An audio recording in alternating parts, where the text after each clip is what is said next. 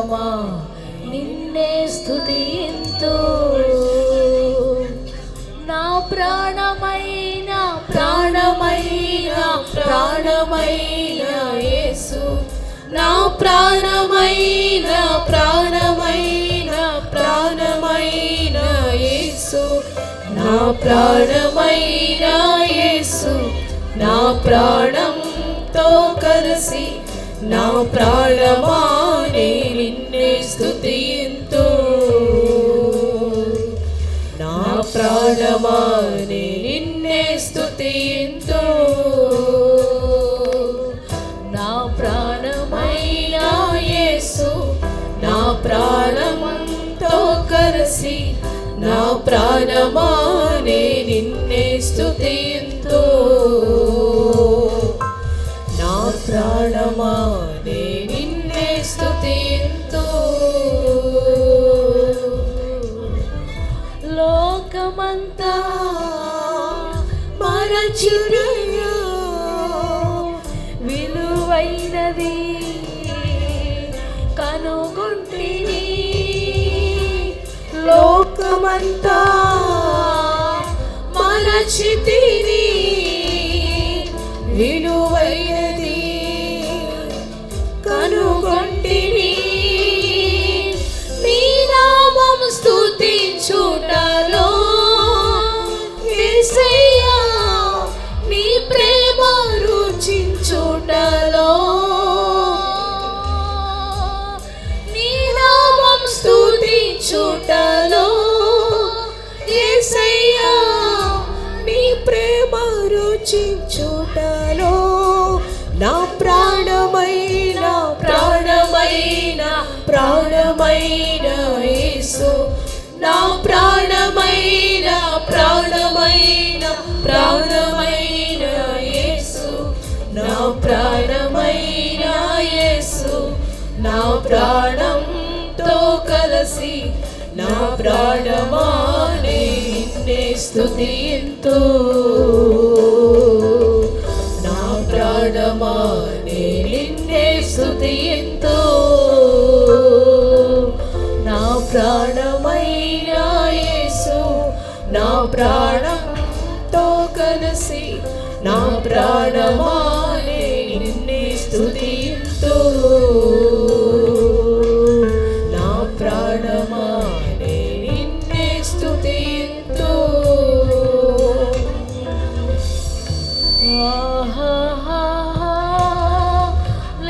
హల్లెలూయా. అందరూ చేతులు ఎత్తి ఒక్క నిమిషం.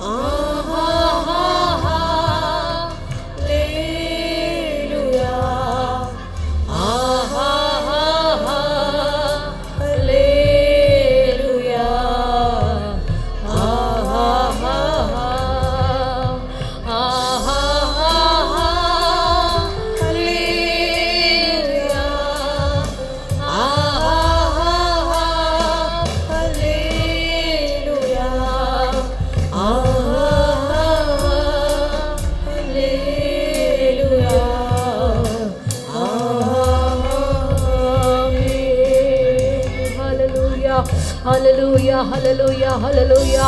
ఈ మధ్యాహ్న వేళలో దేవుడు మన ఆరాధన అంగీకరించినందుకే గట్టిగా చప్పట్లు కొడుతూ ఆయన నామాన్ని ఘనపరదాం, ఆయన నామాన్ని కీర్తిద్దాం. ఈ హోలీ స్పిరిట్ హల్లెలూయా హల్లెలూయా హల్లెలూయా హల్లెలూయా హల్లెలూయా హల్లెలూయా హల్లెలూయా హల్లెలూయా హల్లెలూయా హల్లెలూయా హల్లెలూయా. స్తోత్రం స్తోత్రం స్తోత్రం. మహోన్నతుడా అద్వితీయుడానికే మహిమ కలుగునుగాక, ఘనత కలుగునుగాక తండ్రి. ఈ పగటి వేట ప్రభునైనా అయా పాటల ద్వారాను సాక్ష్యముల ద్వారా ఆరాధన విలువ తోడి నడిపించినందుకు స్తోత్రాలు చెల్లిస్తున్నానైనా. ఈ పగటి పూటనైనా దాసు నిలబెట్టుకొని ఏడంతల ఆత్మశక్తి అభిషేకించి ప్రభా అయా ఒక దివ్యమైన సందేశాన్ని మాకు వినిపించమని ప్రార్థిస్తున్నాం. నీ వాక్కు వెల్లడవుచునని మా హృదయాలు తెరబడాలయ్యా, గుండెలు బద్దలు చేయబడాలి ప్రభా. నీ వాక్యపు వెలుగులను మమ్మల్ని నడిపించండి, వినుబుద్ధి దయచేయండి. నిద్రాత్మను యేసునామములో బంధిస్తున్నామయ్యా. ఈ ప్రాంగణ మొత్తునైనా నీ తేజో మహిమతో నింపమని ప్రార్థిస్తూనైనా ఆది నుంచి అంత వరకునైనా నీ నా మహిమాది మీరు జరిగించమని యేసు నామములో అడుగుచున్నాము తండ్రి, ఆమేన్.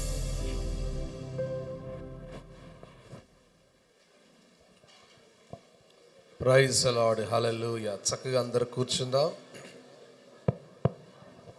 అందరూ చక్కగా కూర్చుందాం. సండే స్కూల్ పిల్లల్ని సండే స్కూల్ పంపించండి.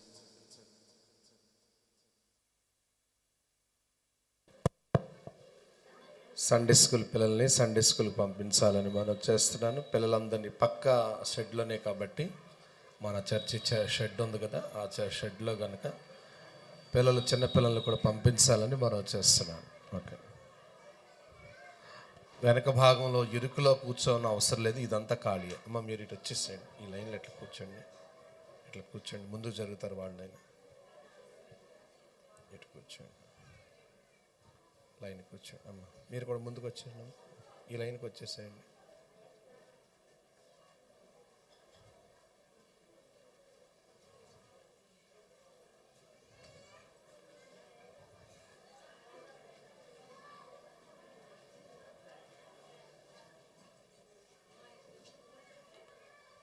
ఇప్పుడు మీరు జరగలేక మేము ఇంతే ఎక్కడే కూర్చుంటాం అన్నట్టు కూర్చున్నారు. ఓకే, ఆ ఇరుకులో ఎందుకు అట్లా ఇరికిరిగా కూర్చుంటారు? ఆ చివర ఈ పక్కకు వచ్చి ఈ ఖాళీ అంతా పూర్తి చేయండి. ఎక్కడ ఖాళీ ఉందో అక్కడ పూర్తి చేయండి. ఓకే, దేవునికి మహిమ కలుగును గాక. కొడు వచ్చిన మీ అందరికీ ప్రభు అయిన యేసుక్రీస్తు నామములో శుభాలు, వందనాలు తెలియజేస్తున్నాను. ఇప్పుడు సరిగ్గా 5 నిమిషాలు తక్కువ 12 అవుతుంది. సమయం చాలా స్పీడ్గా పరిగెత్తుతుంది. దేవుని వాక్యాన్ని మనం ధ్యానం చేద్దాం. పరిశుద్ధ గ్రంథంలో నుంచి యోహాను సువార్త 14వ అధ్యాయం మనకి ఇవ్వబడిన ఈ సంవత్సర వాగ్దానాన్ని చదువుకుందాం. అందరూ కలిసి బైబిల్ గ్రంథంలో నుంచి ఈ మాట తీయాలని మనం చేస్తున్నాను. చూడండి ఒకసారి. నేను వెళ్ళి మీకు స్థలము సిద్ధపరిచిన ఎడల, మీకు స్థలము సిద్ధపరిచిన ఎడల నేనుండు స్థలములో మీరును ఉండులాగున, నేనుండు స్థలములో మీరును ఉండులాగున మరలా వచ్చి నా యొద్ద నుండుటకు మిమ్మును తీసుకుని పోవుదును. చాలు, దేవుడి వాక్యం ద్వారా మనతో మాట్లాడును గాక. ఇది ప్రభు అయిన యేసుక్రీస్తు వారు చెప్పిన ఒక వాగ్దానం. ఇది సంఘానికి ఇస్తున్న వాగ్దానం, ఎత్తబడే సంఘానికి ఇచ్చే వాగ్దానం. ఇది రాకడను గూర్చిన వాగ్దానం. మరలా వచ్చి అనే పదాన్ని మనం గుర్తు చేసుకుందాం. ఇక్కడ చాలా పదాలు ఉన్నాయి. నా తండ్రి ఇల్లు అనేది ఒక పదం, ఒక సెంటెన్సు. అనేక నివాసాలు అనేది ఒక సెంటెన్స్, ఒక విషయం. మీకు ఒక స్థలము సిద్ధపరచ వెళ్ళుచున్నాను అనేది ఒక విషయం. నేను వెళ్ళి మీకు స్థలము సిద్ధపరచినలా నేనుండు స్థలము. మీకు ఒక స్థలం అన్నారు, నేనుండు స్థలము అన్నారు. మీరును ఉండులాగున మరలా వచ్చి. నేను చెప్పినవన్నీ ధ్యానం చేస్తే చాలా అద్భుతం అనిపిస్తుంది, కానీ అన్నిటినీ ఇప్పుడు ఈ రోజు అవ్వవు. అందుకని మరలా వచ్చి అనే మాట మీద మనం చూస్తున్నాం. మరలా వచ్చి అని చెప్పిన మాట ఎవరు చెప్పారంటే యేసు ప్రభు చెప్పారు. అది అందరికీ చెప్పింది కాదు, శిష్యులందరూ ఇంకా బహుజన సమూహాలతో చెప్పింది కాదు. అప్పటికే యోధా వెళ్ళిపోతాడు. ఇది ప్రత్యేకమైన జనాంగానికి, ప్రజలకు చెప్పాడు. అంటే నేను వస్తాను అని చెప్పిన మాట బహిరంగంగా భూమి మీదకు వచ్చే సంగతి కాదు అని దీని ద్వారా మనకు తెలియాలి. నేను వస్తాను అనంటే అది సంఘము, ఎత్తబడే సంఘాని కోసం చెప్పిన మాట. ఇదిగో ఆయన వస్తాడు అనంటే భూమి మీదకు వచ్చే మాట. తేడా, వ్యత్యాసం గమనించాలి. నేను వస్తాను అంటేనేమో మధ్యాకాశానికి వచ్చేది. ఆయన వస్తున్నాడని రాసిన చోటేమో ఏమర్థం అవుతుంది? అది భూమి మీదకి వచ్చేది. గమనించాలి. యేసు ప్రభు రాకడలో రెండు దశలను మనం గుర్తుపెట్టుకోవాలి. మధ్యాకాశానికి వచ్చే దశ, భూమి మీదకు వచ్చే దశ. మధ్యాకాశానికి వచ్చేదేమో సంఘం కోసం, భూమి మీదకు వచ్చేదేమో ఇశ్రాయేలు ప్రజలను విమోచించడానికి మరియు ఈ భూమి మీద ఉన్న అవిధేయులైన వారికి తీర్పు తీర్చడానికి. మధ్యాకాశానికి వచ్చేటప్పుడు పెండ్లి కుమారుడుగా వస్తున్నాడు, భూమి మీదకి వచ్చేటప్పుడు రారాజుగా వస్తున్నాడు. మధ్యాకాశానికి వచ్చేటప్పుడు చెప్పాడు, నేను వేకువ చుక్క అన్నాడు. భూమి మీదకి వచ్చేటప్పుడు వేకువ చుక్క తర్వాత ఎవరు వస్తారు? సూర్యుడు వస్తాడు. వేకువ చుక్క పొద్దున్నే పొద్దు పొడిచింది అంటారు చూసారా? ఆ వేకువ చుక్క చూసిన తర్వాత తెల్లారిపోతుంది. ఇక నెక్స్ట్ ఏం కనపడుతుంది మనకి? సూర్యుడు కనపడతాడు. యేసు ప్రభువారు వేకువ చుక్కకి పోల్చుకున్నాడు, సూర్యునికి పోల్చుకున్నాడు. కాకపోతే సూర్యుడు ముందు వస్తాడా, వేకువ చుక్క ముందు వస్తుందా? వేకువ చుక్క ముందు వస్తుంది కాబట్టి పొద్దున్నే పొడిచే ఆ చుక్క ఎలాగైతే వస్తాడో యేసు ప్రభు కూడా మధ్యాకాశానికి ముందు వస్తాడు. తర్వాతనే సూర్యుడు, నీతి సూర్యుడు అంటే లోకం అంతటి కనపడుతుంది. సూర్యుడు చుక్క అందరికీ కనపడదు, ఎదురు చూసిన వాళ్ళకి మాత్రమే కనపడుతుంది. అలాగే సూర్యుడు అందరికీ కనపడతాడు. భూమి మీదకి వచ్చినప్పుడు అందరూ చూస్తారు, ఆయన్ను చూసి రొమ్ము కొట్టుకుంటారు. ఇశ్రాయేలుకి విమోచన దొరుకుతుంది, అవిధేయులైన వారికి శిక్ష, దండన, ఓకే, పనిష్మెంట్, అర్థమవుతున్నట్టు తీర్పు జరుగుతుంది. ఈ రాకడలో రెండు దశలను మనం గుర్తుపెట్టుకోవాలి. ఒకటి మధ్యాకాశానికి వచ్చేది, రెండు భూమి మీదకి వచ్చేది. భూమి మీదకి వచ్చినప్పుడు ఎవరికి మేలు జరగదు, అంతా నష్టమే, అంతా నాశనాలే. దేవుని ఉగ్రత, దేవుని తీర్పు ముగించబడుతుంది. మధ్యాకాశానికి వచ్చినప్పుడు సంఘము ఎత్తబడుతుంది. ఇక్కడ యేసయ్య చెప్పింది, నేను మరలా వచ్చి, నేను త్వరగా వస్తున్నాను అని చెప్పిన సందర్భాలన్నీ గుర్తుపెట్టుకోండి. అది మధ్యాకాశానికి వచ్చే సందర్భం. ఇదిగో ఆయన మేఘారుడై వచ్చుచున్నాడు, ఆయన నీతిశురుడై వచ్చుచున్నాడు అని ఎక్కడైనా ఉంది అంటే అది యేసు ప్రభు భూమి మీదకి వచ్చే సందర్భం. మరలా వచ్చేదను అన్న మాటను చదవగా మనకి ఒక మాట గుర్తొచ్చిందని చెప్పుకున్నాం. అదేంటంటే, మరలా వస్తానని చెప్పిన యేసయ్య, అపోస్తుల కాలంలో చెప్పిన యేసయ్య, లేకపోతే శిష్యుల దగ్గర చెప్పిన యేసయ్య 96వ సంవత్సరంకి వచ్చేసరికి ఆ పద్మాసు ద్వీపంలో యోహాను దగ్గరికి వచ్చేసరికి చెప్పాడు, నేను త్వరగా వచ్చుచున్నాను. త్వరగా వస్తున్నాడు కాబట్టి త్వరగా చేయవలసిన పనులు మనకున్నాయి. అప్పుడే యేసయ్యని చేరుకోగలుగుతామని 7 విషయాలు చెప్పాం. అది గత వారపు సంగతి. ఈ వారంలో చదువుతుంటే మరొక ఆలోచన వచ్చింది. ఆ ఆలోచన మీ ముందు పెడతా. మరలా వచ్చేదనని చెప్పాడు కదా ప్రభు, మరలా వస్తానని చెప్పాడు కదా. పోయిన వారం త్వరగా వస్తానని చెప్తున్నా, దానిని మనం గుర్తు చేసుకున్నాం కదా. ఈ పూట మనకేం అర్థం కావాలి? మరలా వస్తానన్నాడు, కమ్ అగైన్, మరలా వస్తానన్నాడు కదా యేసు ప్రభు. వచ్చే దాని గురించి మనం ఆలోచన చేస్తుంటే నా మదిలోనికి వచ్చిన ఒక ఆలోచన మీ ముందు పెడుతున్నాను. అదేంటంటే, ఎప్పుడు వస్తావయ్యా అని అడిగితే ఆయన చెప్పే మాట ఒకసారి చూడండి. మార్కు సువార్త 13వ అధ్యాయం, మార్కు సువార్త 13వ అధ్యాయం ఒకసారి చూడండి. మార్కు సువార్త 13వ అధ్యాయం 32 నుంచి 37 వచనాల వరకు ఒక చదవగా. ఆ దినమును గూర్చి, ఆ దినమును గూర్చి, ఆ గడియను గూర్చి, ఆ గడియను గూర్చి, తండ్రి తప్ప ఏ మనుషుడైనను, పరలోకమందలి దూతలైనను, కుమారుడైనను ఎరుగడు. జాగ్రత్త పడుడి, మెలకువగా ఉండి ప్రార్థన చేయుడి. ఆ కాలం ఎప్పుడు వచ్చునో మీకు తెలియదు. ఒక మనుషుడు తన దాసులకు అధికారం ఇచ్చి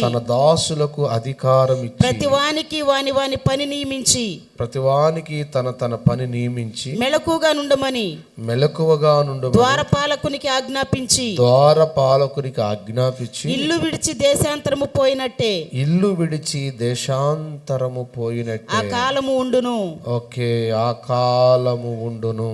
ఇంటి యజమాను చదవండి.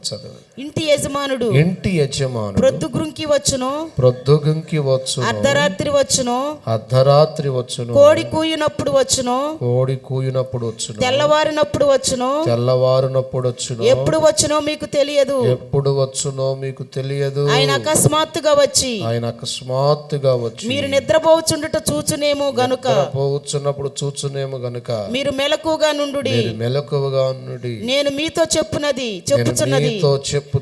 అందరితోనూ చెప్పుచున్నాను, మెలకుగా నుండుడనెను. హల్లెలూయా. ఇక్కడ మీకు అర్థమైంది ఏంటంటే యేసు ప్రభువారు ఎప్పుడు వస్తాడో తెలియదు అని చెప్పడానికి ఒక మాట చెప్పాడు. తండ్రికి మాత్రమే తెలుసు, దోతలకైనను కుమారుడికైనను ఆ దినమును గురించి ఆ గుడిని గురించి వాళ్ళకి తెలియదు.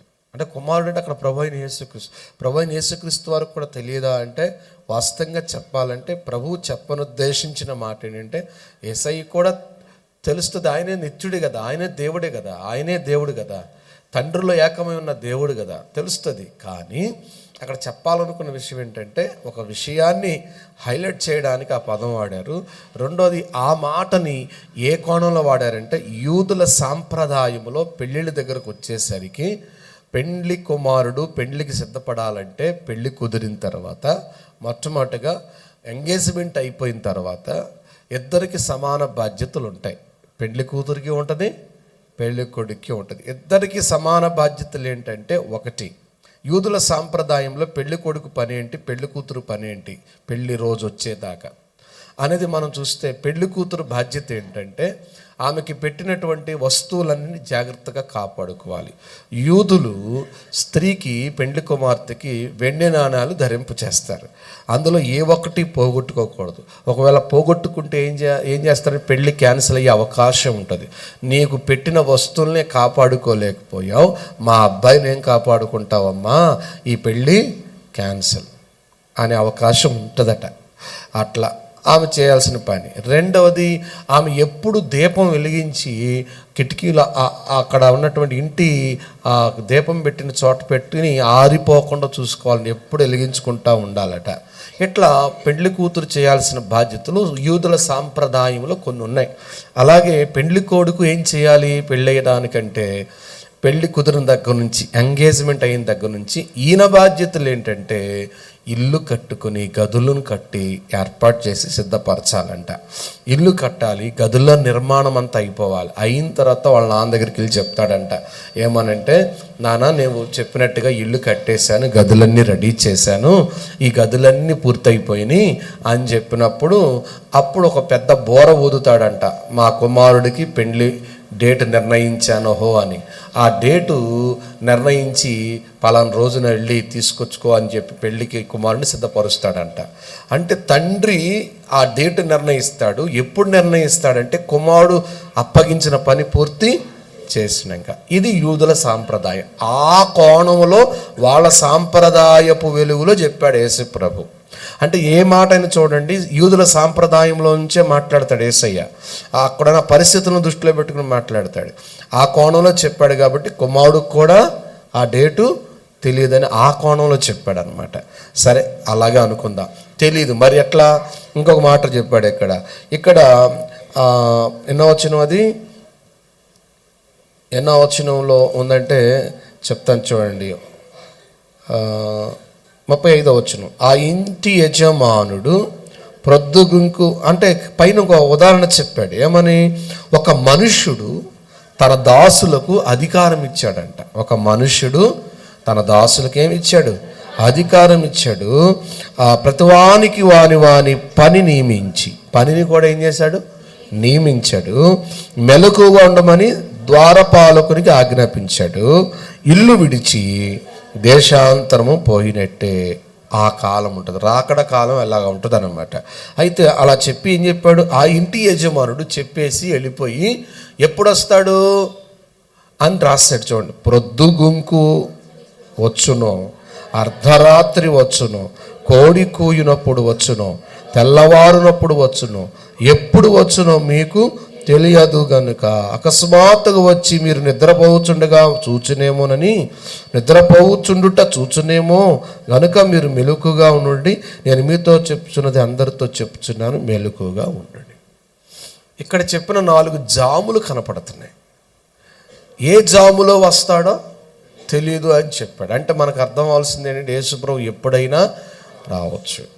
కొంతమంది డేట్లు చెప్తారు, యేసుప్రభు ఒకవేళ ఈ సంవత్సరం వచ్చేయచ్చేమో, కష్టం, అది నమ్మడానికి లేదు. 2027లో వస్తాడేమో, నమ్మడానికి లేదు. 2028, 30 కూడా నమ్మడానికి లేదు. ఎప్పుడు? ఈరోజే రావచ్చు, ఆయన ఎప్పుడైనా రావచ్చు.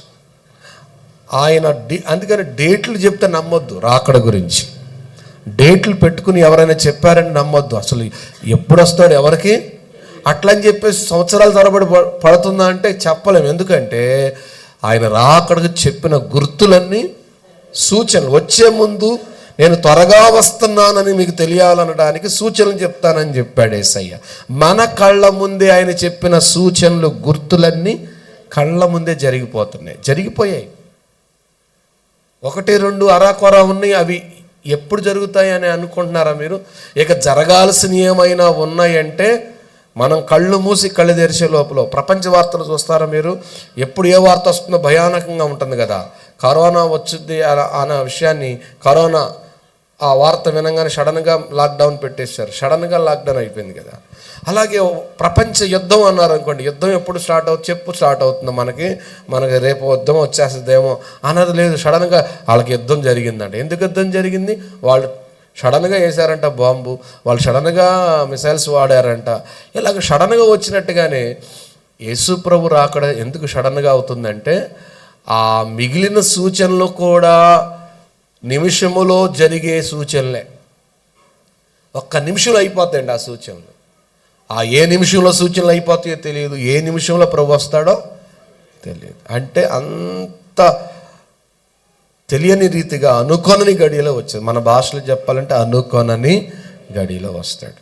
మరలా వస్తానని చెప్పాడంటే త్వరగా వస్తాడని మాట్లాడుకున్నాం. ఇప్పుడు మరలా వస్తాడు అని చెప్పాడంటే అనుకోనని గడిలో వస్తాడు. కావాలంటే మీరు ఇంకొక రెఫరెన్స్ చూపిస్తే, దానికి ముందు ఈ 4 జాములు చెప్పాడు చూసారా? ఏ 4 జాములు? ప్రొద్దుగుంకు జాము, అర్ధరాత్రి జాము, కోడి కూయు జాము, తెల్లవారు జాము. చూసారండి, పాత నిబంధనలో 3 జాములుగా లెక్క పెట్టేవాళ్ళు రాత్రిని. కానీ క్రొత్త నిబంధనకు వచ్చేసరికి ఎన్ని జాములుగా లెక్క పెట్టడం మొదలెట్టారు?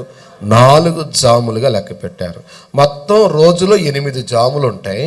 అయితే రాత్రి జాములు ఎన్ని? 4 జాములు. ఎట్లా అంటే సాయంత్రం నుంచి రోజులు లెక్క పెడతారు. మనం అర్ధరాత్రి నుంచి ఎలా రోజులు లెక్క పెడతామో 1 గంట నుంచి, ఇశ్రాయేలులకి సాయంత్రం 6 గంటల నుంచి రోజు లెక్క పెడతారు. అంటే రోజు ఎప్పుడు స్టార్ట్ అవుతుంది వాళ్ళకి? సాయంత్రము నుంచి. అస్తమయమును ఉదయమును కలగగా ఒక దినమాయనని ఆదికాండంలో చూసినట్టుగా ఇప్పుడు సాయంత్రం నుంచి లెక్క పెడితే 6 గంటల నుంచి, సాయంత్రం 6 గంటల నుంచి రోజు మొదలవుతుంది. రోజు గురించి మనం మాట్లాడుకోవట్లేదు. రాత్రి కూడా ఎప్పుడు మొదలవుతుంది మనకి? సాయంత్రం మొదలై తర్వాత రాత్రికి వెళ్తాం కాబట్టి ఇప్పుడు సాయంత్రం 6 గంటల నుంచి 9 గంటల వరకు ఒక జాము. ఆ జాముని కొందరు అన్నారు, ఇలా వ్యాఖ్యానించారు భక్తులు ఏమనంటే, ఆ జాములో పాములు తేళ్ళు తిరిగే టైం అంట. ఓకే, 9 నుంచి 12 గంటల వరకు, 9 నుంచి 12 గంటల వరకు ఏం జాము అంటే అది 2వ జాము. ఆ 2వ జాముని దొంగలు, వ్యభిచారులు, దొంగలు, హత్య చేసేవాళ్ళు తిరిగే టైం అంట. ఓకే, నెక్స్ట్ 12 గంటల నుంచి 3 గంటల వరకు దయ్యాలు తిరిగే టైం అంట. ఏం తిరుగుతాయి? అది 3వ జాము. ఇలా వ్యాఖ్యానించారు, దయ్యాలు తిరిగే టైం. ఓకే, 12 గంటల నుంచి 3 గంటల వరకు. అంటే కానీ ఆన్లైన్ పేరు పెడితే కనుక మనం ఎప్పుడు పెట్టాలంటే 12 గంటల నుంచి 3 గంటల వరకు దయ్యాలు మొత్తం బంధించవచ్చు అనమాట. స్తోత్రం చెప్పండి ఒకసారి. ఎప్పుడు పెట్టుకోవాలి మనం ప్రార్థన? 12 గంటల నుంచి 3 గంటల వరకు పెట్టాలి. హల్లెలూయా చెప్పండి. ఓకే, సరే, 12 నుంచి అయిపోయి 3 అయిపోయింది కదా. 3 నుంచి 6 గంటల వరకు అది 4వ జాము. దేవుడు దేవదత్తులు సంచరిస్తున్న కాలమని ఒక ఆయన వ్యాఖ్యానించాడు. సరే, మంచిగానే ఉంది, వినటానికి బాగానే ఉంది. కానీ ఏ జాము అయితే ఏముంది, ఏ జాములో అయినా దేవుని శక్తి ఉంటే మనం ఎదుర్కోవచ్చు. కానీ విషయం ఏంటంటే 4 జాములు చెప్తాడు ఇక్కడ. ఏ జామును వస్తాడో తెలియదు అంటాడు. ఈ 4 జాముల్ని స్పిరిచువల్గా, ఆత్మీయంగా వ్యాఖ్యానించవచ్చు, దాన్ని లిటరల్గా అక్షరార్థంగా కూడా వ్యాఖ్యానించవచ్చు. ఇప్పుడు నేను అక్షరార్థంగా వ్యాఖ్యానం చెప్తా చూడండి. ఈ జాములో నుంచి మనం తీసుకునే లిటరల్ మీనింగ్ తీసుకుంటే ప్రభు చెప్పిన మాటలో ఇక్కడ ప్రొద్దుగుంకు జామ్ అంటే ఏంటి, రాత్రి జామ్ అంటే ఏంటి, తర్వాత కోడి కూయు జామ్ అంటే ఏంటి, తెల్లవారు జామ్ అంటే ఏంటి, మనకు అర్థమైపోయింది కదా. ప్రొద్దుగుంకు జామ్ అంటే ఎక్కడ స్టార్ట్ అయింది, ప్రొద్దుకోవడం 6 స్టార్ట్ అయిపోయింది, అంటే 9 లోపులో 9 గంటల నుంచి 12 గంటల వరకు, ఇక అది రాత్రి. మరి కోడి కూసే జామ్ ఏది, 12 నుంచి 3 గంటల వరకు వస్తుంది. అప్పుడప్పుడు మేము 1 గంట పడుకుంటా ఉంటే మొదలవుతుంది కోడి కోత విన్నాక పడుకుంటాం చాలాసార్లు మేము. ఓకే, 3 దాకా వస్తానే ఉంటుంది. ఓకే, ఇప్పుడు వినండి, ఇక 3 గంటల నుంచి తెల్లవారు వరకు అన్నాడు, 3 నుంచి 6 వరకు తెల్లవారుజాము. ఈ 4 జాములు ఎందుకు చెప్పాడో ఒకసారి ఆలోచన చేస్తే ఎప్పుడు వస్తాడో ప్రభు తెలియదు. ఇక్కడ గమనించాల్సిన విషయం, దాన్ని నేను మీకు బోర్డు మీద చూపిస్తాను, ఒకసారి చూడండి. ఒకసారి పిక్చర్గా మనం చూద్దాం. ఒక్కసారి మీకు అలాగన్నా త్వరగా అర్థమవుద్ది. నేను 10 నిమిషాలు చెప్పాల్సింది 1 నిమిషంలో చెప్పేయడానికి అవకాశం ఉంటుంది. ఓకే, ఇదిగోండి, ప్రొద్దుగుంకు వేళ అనేది ఏ కాలానికి పోల్చొచ్చు అంటే క్రీస్తు శకం 34 నుంచి 33.5 సంవత్సరాలు యేసయ్య జీవించాడు, అంటే 34వ సంవత్సరం వరకు. 33.5 అంటే ఏంటి, అది ఎన్నవది, 33.5 అంటే ఎన్నవ సంవత్సరం, 34 అని అర్థం. 34వ సంవత్సరం నుండి 300 సంవత్సరాల వరకు ఉన్న కాలాన్ని అపోస్తుల కాలం అంటాం. ఎందుకంటే అపోస్తులు స్వార్థ ప్రకటించారు, సంఘాలు కట్టారు, దేవుని వాక్యం అద్భుతంగా ప్రకటించబడింది. 3 ఖండాలలో, ఆసియా, ఆఫ్రికా, యూరోపా ఖండాల్లో సువార్తతో నింపేశారు. భూప్రపంచానికి సువార్త వెళ్ళిపోయింది. హల్లెలూయా. అపోస్తులు ఏది చెప్తే అది చక్కగా జరిగాయి, వాక్యం ఉన్నదన్నట్టుగా ప్రకటించబడింది, సంఘాలు కట్టబడ్డాయి 300 వరకు. ఇక దానిని ప్రొద్దుగుంకు వేళ అనొచ్చు. ఎందుకంటే 300 సంవత్సరాలకు వచ్చేసరికి ఏమైపోయింది, ప్రొద్దుగుంకేసింది. దీన్ని నేను ఏమంటానంటే వెలుగు కాలానికి పోల్చవచ్చు. ఈ కాలం అంతా ఇంకొక భాషలో చెప్పాలంటే ఏ కాలం అది, వెలుగు కాలం. ఎందుకు వెలుగు కాలం అంటే వెలుగైన ప్రభు అనేక మందిని వెలిగించి వెళ్ళిపోయాడు. ఆ వెలుగులో అనేక మంది రక్షణ పొందారు. ఇక 300 సంవత్సరాలకు వచ్చేసరికి ఏమైందంటే వెలుగు కాస్త పోయి ఏమైపోయింది, ప్రొద్దుగుంకేసింది, చీకటి ప్రారంభమైంది. అందుకే ఈ ప్రొద్దుగుంకు వేళని నేను ఏ సంవత్సరాలకు పోల్చాం మనం, 34 నుంచి 300 వరకు. ఇక అక్కడి నుంచి మనం రెండవది ఏ జాము మీరు చెప్పాలి, అర్ధరాత్రి జాము కదా. దీన్ని నేనేమంటానంటే 300 నుంచి 1500 వరకు ఉన్న కాలం. 300 నుంచి 1500 సంవత్సరాల వరకు ఏం జరిగిందంటే, ఏ కాలం అయిపోయిందంటే అది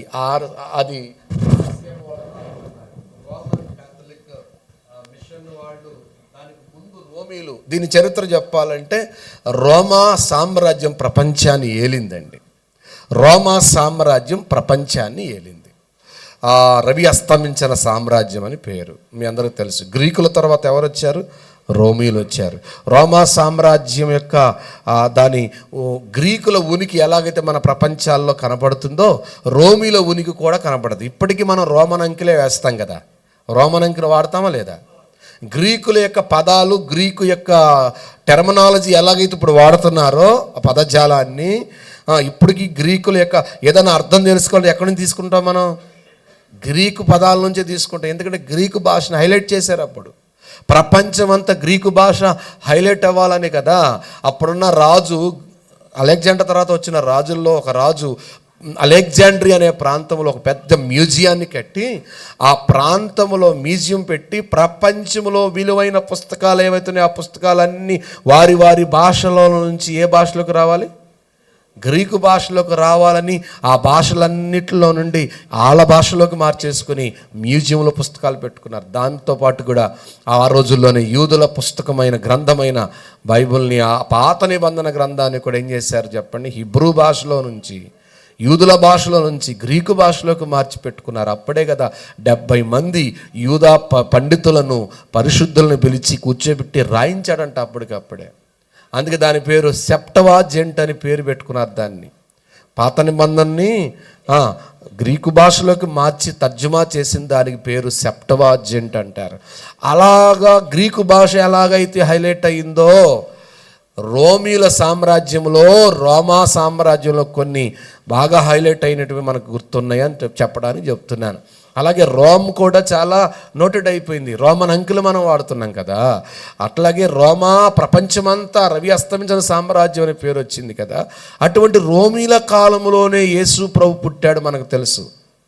రోమన్ కైసర్ అగస్తు వలన ఆజ్ఞాయను పిల్లలను జనాభా లెక్కించాలని కైసర్ సీజర్ అగస్టస్ చక్రవర్తిని బట్టే ఆగస్టు నెల వచ్చింది. అర్థమవుతుందండి. జూలియస్ సీజర్ని బట్టి జూలై నెల వచ్చింది కదా. ఇట్లా రోమీల ప్రభావం కూడా ప్రపంచ దేశం మీద పడింది అంటున్నాను. ఇప్పుడు నేనేమంటానంటే రోమీల కాలంలో యేసయ్య పుట్టాడు, రోమీలు ప్రపంచాన్ని వెళ్తున్నారు. యేసు ప్రభు ఆ టైంలోనే తీర్పు తీర్చబడి రోమా సైనికుల చేత శిక్షించబడ్డాడు మనందరికీ తెలుసు.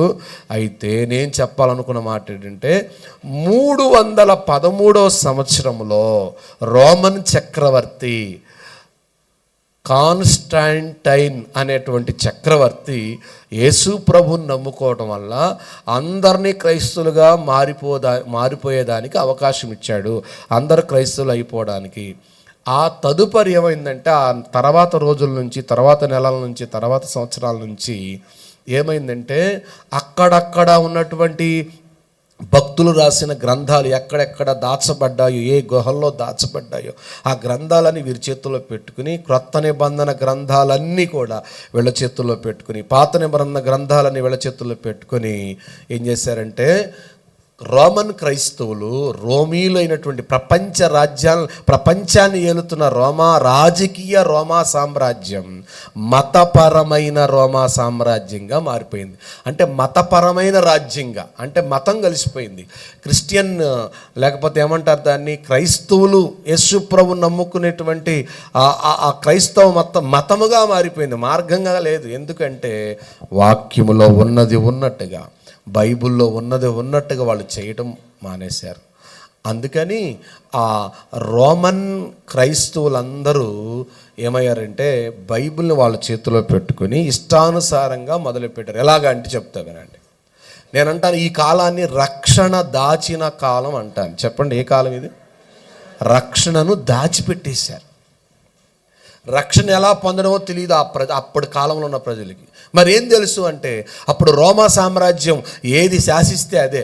ఏం శాసిస్తున్నారంటే మీరు యేసు ప్రభువును నమ్ముకొని, అంటే మీరు రక్షణ పొంది, అంటే మీరు చచ్చిపోయినాక నరకానికి వెళ్ళకుండా పరలోకం వెళ్ళాలంటే, మీకు రక్షణ కావాలంటే మా దగ్గర పత్రం ఉంటుంది, అది పాపాన్ని పరిహరించే పాప పరిహార పత్రం, దాన్ని కొనుక్కోవాలి. దాన్ని కొనుక్కుంటే మీకు రక్షణ వచ్చేస్తుందని చెప్పారంట. ఒకళ్ళు ఘోరమైన పాపినాయి అంటే దానికి తగ్గ రేటు తగిన పత్రం, చిన్న పాపాలు చిన్న పత్రం రేటు తక్కువ కావచ్చు. ఇట్లాగా పత్రాలు అమ్మడం మొదలుపెట్టారు, పాప పరిహార పత్రాలు. మా తాత చచ్చిపోయాడు, మా నాన్న చచ్చిపోయాడు, మరి వాళ్ళ రక్షణ మనం చచ్చిపోయారు, వాళ్ళు నరకానికి వెళ్తారు. ఎట్లా బాబు అంటే వాళ్ళు కూడా నరకంలోంచి ట్రాన్స్ఫర్ అయ్యి పరలోకం వచ్చే అవకాశం ఉంటుంది. కాబట్టి మీరు ఏం చేసుకోవచ్చు, వాళ్ళ పేరు మీద కూడా ఇంకో పత్రం కొనుక్కుంటే మీకు వాళ్ళకి కూడా రక్షణ వచ్చేస్తుంది. భలే ఉంది కదా, ఈజీగా లేదు రక్షణ, ఏ కష్టం లేకుండా పత్రం కొనుక్కుంటే వచ్చేస్తుంది అంట రక్షణ. ఇలాంటి బోధలు మొదలయ్యాయి ఆ రోజుల్లో. అలాగ బోధలు మొదలైన తరుణంలో ఆ కాలంలో రాను ఏమైందంటే 600 సంవత్సరాలకు వచ్చేసరికి, 300 నుంచి ఎన్ని సంవత్సరాలకి, 600 సంవత్సరాలకు వచ్చేసరికి బోనిఫస్, 2వ బోనిఫస్ అనేటువంటి ఒక ఆయన బిషప్ లేదా పోప్, ఆ బిషప్ ఏం చేశాడంటే 606లో రాను ప్రపంచమంతా రోమా సామ్రాజ్యం ఉంది, కానీ క్రైస్తవ రోమా సామ్రాజ్యం ఉంది. అందుకని క్రైస్తవులంటే చరిత్ర చదివే వాళ్ళకి, లోకంలో చరిత్ర చదివే క్రైస్తవులంటే హింసాకాండ చేసిన వాళ్ళు మంచోళ్ళు కాదనే చెడు ముద్ర పడింది. ఎందుకు తెలుసా? మనల్ని బట్టి కాదు, అప్పుడున్న అసత్యములో ఉన్న రోమా క్రైస్తవులు ఏం చేశారంటే వాళ్ళు మారకపోతే కొట్టారంట, చంపారంట. అందుకని చెడు పేరు వచ్చింది ఆ రోజు. వాళ్ళని బట్టి, మనల్ని బట్టి కాదు, ఇప్పుడున్న కాలాన్ని బట్టి కాదు, అప్పుడు సరిగా భక్తి చేయని వాళ్ళని బట్టి వచ్చింది. సరే, అది ఆ సత్యం లోకంకు తెలియదు కాబట్టి మనం దాని గురించి పక్కన పెట్టేస్తే 606 సంవత్సరంకి వచ్చేసరికి, క్రీస్తు శకం 606 సంవత్సరంకి వచ్చేసరికి బోనిఫస్ అనేటువంటి ఆయన ఏం చేశాడంటే, ఇది ప్రపంచమంతా మన యొక్క దేవుని గురించి లేకపోతే ఆ ప్రభువుని గురించి చెప్పాలని చెప్పని, లేకపోతే సంస్థ పెట్టాలని చెప్పని అప్పుడు పెట్టాడు. ఏమనంటే రోమన్ క్యాథలిక్ మిషన్. ఏం చెప్పండి, దాని ఇంగ్లీష్లో ఏమంటాం మనం? ఆర్సిఎం. 606లో స్టార్ట్ అయింది, అందులో నుంచి వచ్చింది ఆర్సిఎం. సరే, వాళ్ళైనా ఎలా ఉన్నారు అంటే, వాళ్ళు కొంతవరకు పర్లేదు, కానీ వాళ్ళు ఏమంటున్నారంటే యేసు ప్రభుతో పాటు ఎవరు పూజిస్తున్నారు? మరియమ్మను కూడా. మరి తల్లి లేకుండా కొడుకు ఎలా వచ్చాడో అంటున్నారా లేదా? నేను తల్లి లేకపోతే డైరెక్ట్గా అతన్ని వస్తున్నా చెప్పండి. రాళ్ళవానా పిల్లలను పుట్టించగలడు. లైవ్ అవుతుందిగా, లైవ్ సౌండ్ కట్టేయాలా? కట్టేసావా? అంటే తన్నప్పుడు కట్టేసింది, నాకెందుకు బాధ? దేవుని స్తోత్రం చెప్పండి, తిరగబడిపోతాను. హల్లెలూయా చెప్పండి గట్టిగా.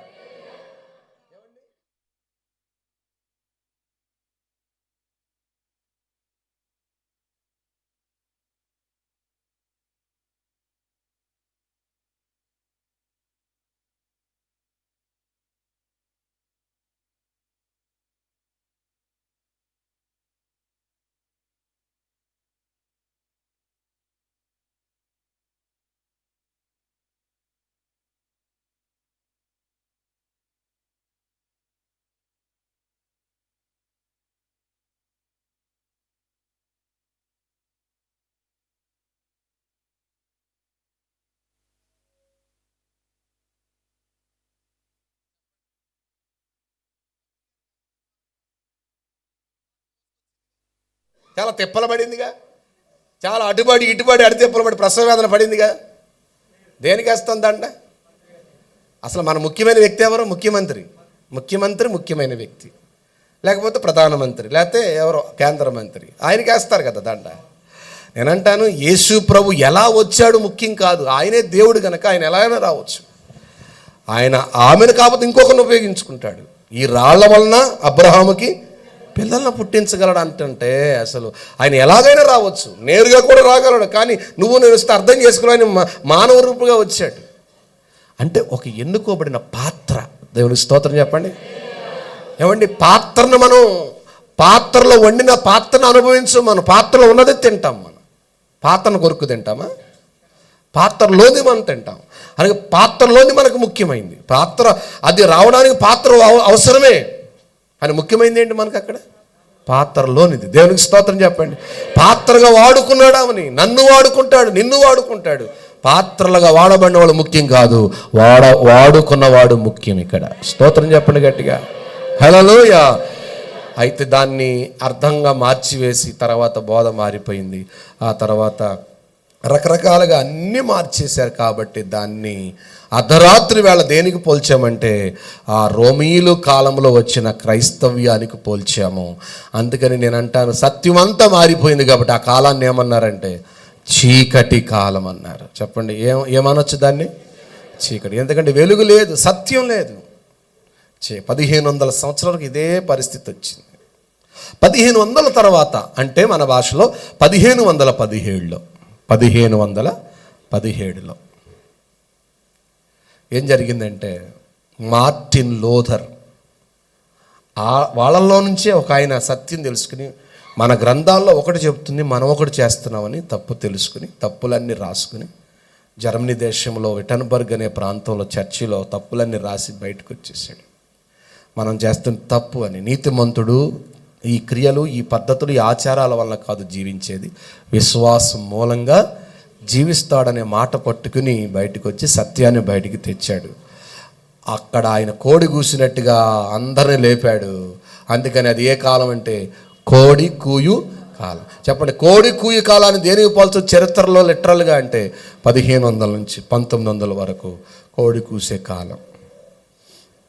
1901 నుండి లేదా 1902 నుంచి సత్యం ఇంకా అద్భుతంగా బయటకు వచ్చేసింది. మారు మనసు పొందడం, బాప్తిసం పొందడం, ఆత్మచేత నింపబడడం, లోకానికి వేరే బ్రతకటం, ఈ అపోస్తుల బోధ ప్రకటించడం మొదలుపెట్టింది.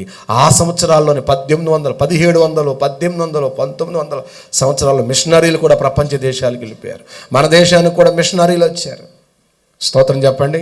దేవుని చిత్తం అయితే మిషనరీ బయోగ్రఫీ, మిషనరీల చరిత్ర ఒక 5 నిమిషాల్లో మరి మిషనరీ స్టోరీ చెప్పడానికి అవకాశం ఇస్తాము. అవకాశం ఉంటే మన పాస్టర్ గారికి, సిస్టర్స్కి, అప్పుడు వాళ్ళు చెప్తారు. దేవునికి స్తోత్రం చెప్పండి గట్టిగా. దేవుని చిత్తం అయితే వచ్చే వారం నుంచి నేను అంటాను, ఆ మిషనరీలు బయటకు వచ్చేసారు. మిషనరీ కాలం వచ్చేసింది. ఆ మిషనరీలే సత్యాన్ని బయటికి తీసుకొచ్చారు. అనేక మంది మిషన్ అంటే ఏంటి? మిషన్ అంటే ఒక పని కొరకు నియమించబడిన, ఒక పని కొరకు పంపబడిన, ఒక పని చేయడానికి ఏర్పరచబడిన దాన్ని ఏమంటామంటే మిషన్ అంటాం.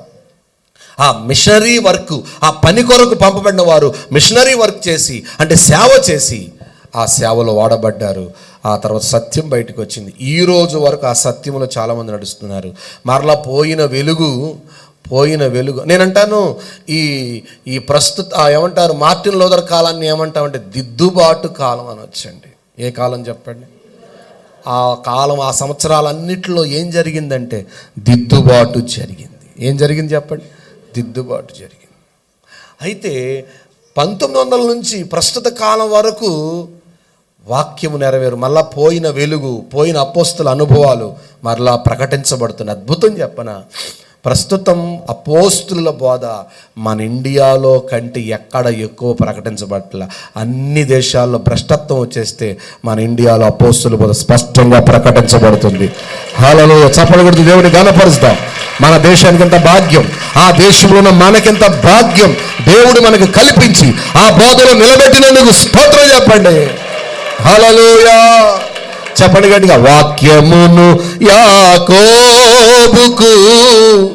తెలియచేసిన వాడని, వాక్యమును యాకోబుకు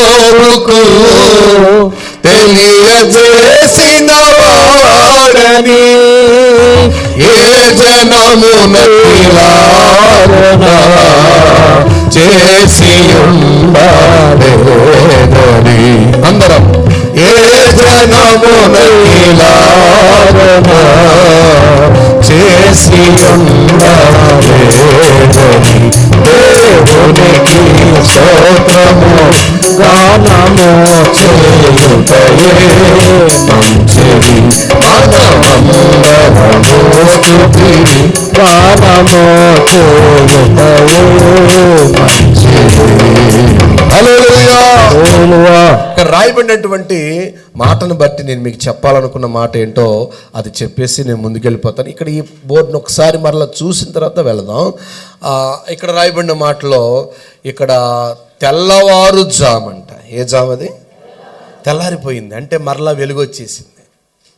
పోయిన వెలుగు వచ్చేసింది. పొద్దుగెంకింది కదా అక్కడ, అంటే వెలుగు పోయింది కదా అక్కడతో. ఆ పోయిన వెలుగు మరలా వచ్చేసింది. అందుకనే మళ్ళా వెలుగు కాలం కాదు, ఏమనుకున్నామంటే దిద్దుబాటు కాలం అయినాక ఇక ప్రస్తుతం అంతా ఏ కాలంలో ఉన్నామంటే సిద్ధపాటు కాలంలో ఉన్నాం. హల్లెలూయా చెప్పండి గట్టిగా.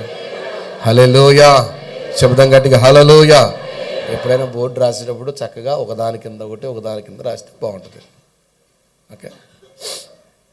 హల్లెలూయా.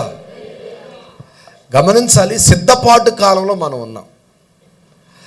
ఎందుకు సిద్ధపాటు? ఇంకో మాట మీకు చెప్తాను. యేసుప్రభు మరలా వస్తానని చెప్పాడు కదా, దానికి ఏం మాట్లాడుకుని పోయిన వారం? త్వరగా వస్తాడు, మరలా వచ్చే అన్న ఆయన త్వరగా వస్తానన్నాడు. ఈ పూట మనం చెప్పుకుంటున్నాం ఏమనంటే ఆయన ఎప్పుడు వస్తాడో తెలియదు. వస్తానన్నాడు కానీ ఎప్పుడు వస్తాడో దానికి మనం ఏం చెప్పుకోవాలంటే మీకు వచనం చూపిస్తా చూడండి. ఇప్పుడు లూకాసు వార్త 12వ అధ్యాయానికి రండి. లూకాసు వార్త 12వ అధ్యాయానికి వస్తే 40వ వచనం చూడండి. మీరు అనుకొనని గడియలో 40వ వచనం చదువుతున్నారు. 12వ అధ్యాయం లూకాసు వార్త. మీరు అనుకొనని గడియలో మనుష్య కుమారుడు వచ్చును గనుక మీరును సిద్ధముగా ఉండుడని చెప్పెను. దేవునికి స్తోత్రం చెప్పండి గట్టిగా. అనుకొనని గడియలో మనుష్య కుమారుడు వచ్చును గనుక మీరును సిద్ధ. ఇప్పుడు చెప్పా పెట్టకుండా ఎప్పుడు వస్తాడో తెలియదు, అకస్మాత్తుగా వచ్చేస్తారు. కాబట్టి మనం ఏమి ఉండాలి? సిద్ధముగా ఉండాలి. అది హల్లెలూయా చెప్పండి గట్టిగా. ఎలా ఉండాలమ్మా? సిద్ధముగా ఉండాలి. సిద్ధముగా ఎనీ టైం ఎప్పుడొచ్చినా నేను రెడీ అన్నట్టుగా సిద్ధంగా ఉండాలంట. హల్లెలూయా. ఈ వచనాలన్నీ కూడా జాము గురించే చెప్పాడు ఎక్కడ కూడా. మీరు కావాలంటే చూడండి, ఎన్నో వచనములు అంటే ఏ జామున వచ్చు చూడండి, ఇక్కడ రాశాడు 38వ వచనం కదా. మరియు అతడు 2వ జామున వచ్చినను 3వ జామున వచ్చినను ఏ దాసులు మెలుకువగా ఆ దాసులు ధన్యులు. 35 నుంచి చదువుదామా. మీ నడుములు కట్టుకొనుడి, మీ దీపాలు వెలుగుచుండనియుడి. తమ ప్రభు పెండ్లి విందు నుండి వచ్చి తట్టగానే అతని తలుపు తీయుటకు అతడు ఎప్పుడు వచ్చునో అతని కొరకు ఎప్పుడు వస్తాడో అని ఏం చేయాలంట? ఎదురు. ఇక్కడ మంచి మాటలు ఉన్నాయి. ఎదురు చూడాలి అని ఉంది. 38వ వచనంకి రండి. మరియు అతడు 2వ జామున వచ్చును 3వ జామున వచ్చును ఏ దాసులు మెలకుగా ఉండుట కనుగొనునో ఆ దాసులు ధన్యులు. 39వ వచనం దొంగ ఏ గడియ వచ్చునో ఇంటి యజమానికి తెలిసి ఉండినలా అతడు మెలకుగా ఉండి తన ఇంటికి కన్నము వేయనీయుడని తెలుసుకొనుడి. బయటపడింది మనకి. దొంగ ఎప్పుడెప్పుడు వస్తాడో కూడా మనకు అర్థమైపోయింది. వస్తే కనుక 2వ జాము కానీ 3వ జాములుగా వస్తాడంట దొంగ. ఆ దొంగ కోసమే ఈ 2 జాములే ఇక్కడ రాశాడు. ఇక్కడ 4 జాములు రాయలా. ఎందుకు 4 జాముల గురించి ఇక్కడ రాయలేదంటే ఎవరి గురించి చెప్పాలనుకున్నాడు? దొంగ గురించి చెప్తున్నాడు. దొంగ ఏ గడియ వచ్చునో ఇంటి యజమానికి తెలిసిన ఎడలా అతడు మెలకుగా ఉంటాడు కాబట్టి, కన్నం వేయకుండా చూసుకుంటాడు కాబట్టి అని చెప్పి 38వ వచనం చెప్పాడు. ఒకవేళ 2వ జాము రావచ్చు, 3వ జాము. దొంగ గురించి చెప్తున్నాడు కాబట్టి అక్కడ 2 జాములే వాడాడు. ఓకే, ఇప్పుడు మన పాయింట్ ఏంటంటే 39లోకి వచ్చేసరికి మీరు ఏం చేయాలి? ఇప్పుడు మెలకువగా ఉండి, ఇప్పుడు ఏం చేయాలి? ఇందాక ఎదురు చూడాలంట, ఇంకొకటి మెలకువగా ఉండాలంట. 3వది చూడండి, 40వ వచనం. మీరు అనుకొనని గడియలో మనిషి కుమారుడు వచ్చును గనుక మీరు సిద్ధముగా ఉండుడి. హల్లెలూయా చెప్పండి గట్టిగా. ఇప్పుడు ఏం చేయాలి? ఎప్పుడు అనుకొనని గడిలో వస్తాడు గనక ఆయన. అనుకొనని గడి అంటే కొంతమంది ఏమన్నారు, ఈ పరిస్థితులన్నీ తేడాలన్నీ చూస్తుంటే ఇంకా ఎక్కువ సంవత్సరాలు ఏం పట్టదో, యేసుప్రభు రాకడ ఎక్కువ సంవత్సరం ఏం పడదు. ఎన్ని సంవత్సరాలు పట్టుద్ది? మా అయితే 4-5 సంవత్సరాలు పట్టుద్దండి అంటున్నాడు ఒక ఆయన. 2030 కావచ్చేమో అంటున్నాడు ఒక ఆయన. నేనంట 2030 దాకా ఉంటుంది అంటారా? అసలు ఎవరు చెప్పలేం. సడన్గా ఈరోజే కావచ్చు, రేపే, ఎందుకంటే పరిస్థితులు అలా ఉన్నాయి. ఒకవేళ మనం అలా చెప్పుకుంటూ బ్రతుకుతుంటే వాళ్ళు 2030 దాటినా ఆశ్చర్యపోవసరం. ఎందుకంటే మన చేతిలో 2030 దాటుద్ది అనుకున్నాం కాబట్టి అది కరెక్ట్ అంటానికి లేదు. 2030 లోపల అంటానికి 29 అంటానికి లేదు. అసలు ఇప్పుడు చెప్పుకుంటుండే ఈ రోజే ఈ రాత్రి కావచ్చు. అంటే ఎప్పుడైనా సిద్ధంగా ఉండాలి. అది సిద్ధపాటు అవసరం. హల్లెలూయా చెప్పండి. సిద్ధపడిన సంఘము ఎవరు అని నేను ఆలోచన చేస్తుంటే నాకు తెస్సలోనిక సంఘం గుర్తొచ్చిందండి. ఎవరు గుర్తొచ్చారు అంటే జీకుండ్రు సంఘం గుర్తు రాలేదంటే నాకు అసలు గుర్తే రాలా. ఎందుకు గుర్తు రాలేదంటే జీకుండూరు సంఘంలో ఇంకా సిద్ధపడాల్సిన ఉండారు కావచ్చు. సిద్ధపడిన వాళ్ళు కొందరుంటే సిద్ధపడవలసిన వాళ్ళు కొందరున్నారు. కానీ నాకు ఏ సంఘం గుర్తొచ్చిందని చెప్తున్నాను? తెస్సలోనిక సంఘం. అందరొకసారి చేతుల తల్లి చెప్పండి, గట్టిగా చెప్పాలి హల్లెలూయా. తెస్సలోనిక సంఘం ఎందుకు గుర్తొచ్చిందంటే పౌలు చెప్పిన మాటను బట్టి. పౌలు ఏం చెప్పాడంటే 4:17 మొదటి తెస్సలోనిక పత్రిక 4:17 ఆ మీదట సజీవులమై నిలిచియుండు మనము వారితో కూడా ఏకముగా ప్రభువుని ఎదుర్కొనుటకు ఆకాశ మండలమున కొనిపోబడుదుము. దేవునికి స్తోత్రం కలుగును గాక. ఇక్కడ పౌలు చెప్తున్నాడు తెస్సలోని సంఘానికి ఏమనంటే ఆమె నిలిచి సజీవులమై నిలిచి ఉండు మనము అన్నాడు. ఎవరు మనం అంటే ఎవరండి? అక్కడ అక్కడ చూశారు. మనమంటే ఎవరు? అక్కడ మనమంటే పౌలు కనపడుతున్నాడు. ఎవరు చెప్పింది ఆ మాట? మనం అనే పదం వాడింది ఎవరండి? పౌలు కదా రాసింది ఆ సంఘానికి. మనము అంటే పౌలు. మరి ఇంకెవరున్నారు అక్కడ? ఏ సంఘం? అప్పుడు రాసినప్పుడు ఎవరు? తెస్సలోనిక సంఘం ఉంది. నేను అంటాను తెస్సలోనిక సంఘాన్ని ఏం కలుపుకున్నాడు? నేను వెళ్తాను, మీరు వెళ్తారో ఎవరో నాకు తెలియదు కానీ అనలేదండి. మీరు పోలి నడుచుకున్నారో లేదో నాకు తెలియదు, నేనైతే ఎవరిని పోలి నడుచుకుంటున్నాను అన్నాడు. అట్లా ఇక్కడ వాళ్ళ ఆ మాట ఇక్కడ వాళ్ళ మీరేమో కాదు నేనైతే ఎగిరి వెళ్ళిపోతాను అంటలేదంట. ఏమన్నాడు? ఇక్కడ మాత్రం కలుపుకున్నాడు మనముని. అక్కడైతే అనలేదు నేనైతే యేసయ్యని పోలు నడుచుకుని మీరు నన్ను పోలు నడుచుకుని అన్నాడు. కానీ ఇక్కడ మాత్రం మీరు నాతో పాటు మీరు కూడా మనము ఆయన్ని ఎదుర్కొంటాము. స్తోత్రం చెప్పండి. ఇంత ధైర్యంగా ఈ సంఘాన్ని గురించి చెప్పాడంటే ఈ సంఘానికి ఏముందంటారంటే సిద్ధపాటు ఉంది, అందుకే చెప్పగలిగాడు. స్తోత్రం చెప్పండి. అందుకే సిద్ధపడిన సంఘం అన్నది. అందుకనే నేను ఈ పత్రికలని చదువుతుంటే మనకి గుర్తొస్తుంది. పౌలు రాసిన పత్రికలు 14 పత్రికల్లో మొదటి భాగంగా మనం చూస్తే మనకి గుర్తుందా? ఎక్కడితో స్టార్ట్ అవుతుంది పత్రికలు? రోమా పత్రిక, తర్వాత కొరింథీ పత్రిక, తర్వాత గలతీ పత్రిక. ఈ 3 పత్రికలు చూడండి. 3 అంటే 5 అవుతాయిలే, ఎందుకంటే 2 పత్రికలు ఉన్నాయిగా. రోమా పత్రిక 1, కొరింథీ పత్రికలు ఎన్ని? 2. అన్నీ ఎప్పుడైనా ఎన్ని అయినాయి? అప్పటికి 3. తర్వాత నెక్స్ట్ గలతీ పత్రిక. ఓకేనా? గలతీయా అక్కడ వరకు ఎన్ని అయినాయి చెప్పండి? 4. రోమా పత్రిక, కొరింథీ పత్రికలు 2, గలతీ పత్రిక, మొత్తం ఎన్ని అయినాయి? ఈ 4 పత్రికలు ఏం నేర్పిస్తాయి చెప్పండి? మనం చదివితే అర్థం కావాల్సింది హైలైట్ చేయబడిన పదం ఏంటి తెలుసా? Christ and cross.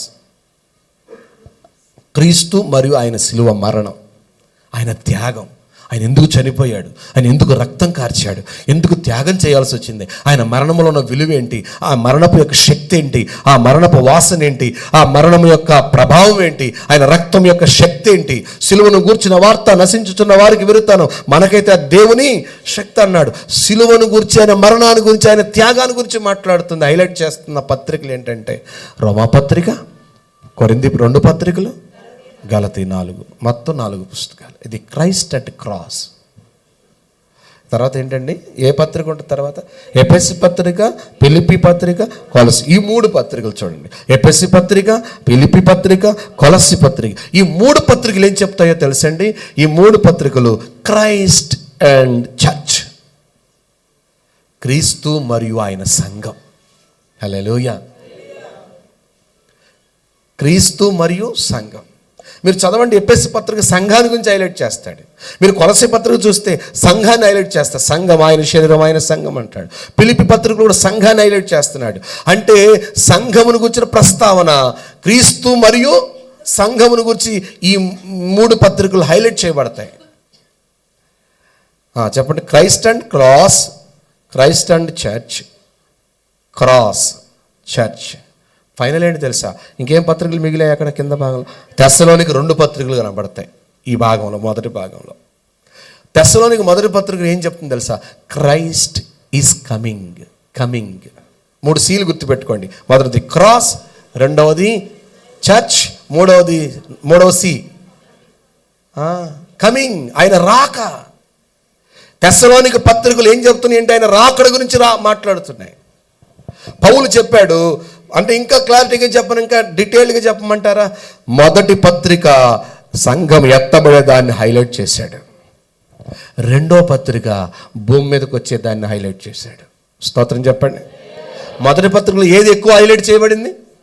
సంఘం ఎత్తబడే దాని గురించి మాట్లాడుతున్నాడు. అంటే మధ్యాకాశానికి యేసయ్య వచ్చే దాని గురించి మొదటి పత్రిక వివరణ అయితే, 2వ పత్రిక వివరణ ఏం చెప్తుందంటే భూమి మీదకి వస్తాడు, ఆయన తీర్పు తీరుస్తాడని అది హైలైట్ చేశాడు ఆయన.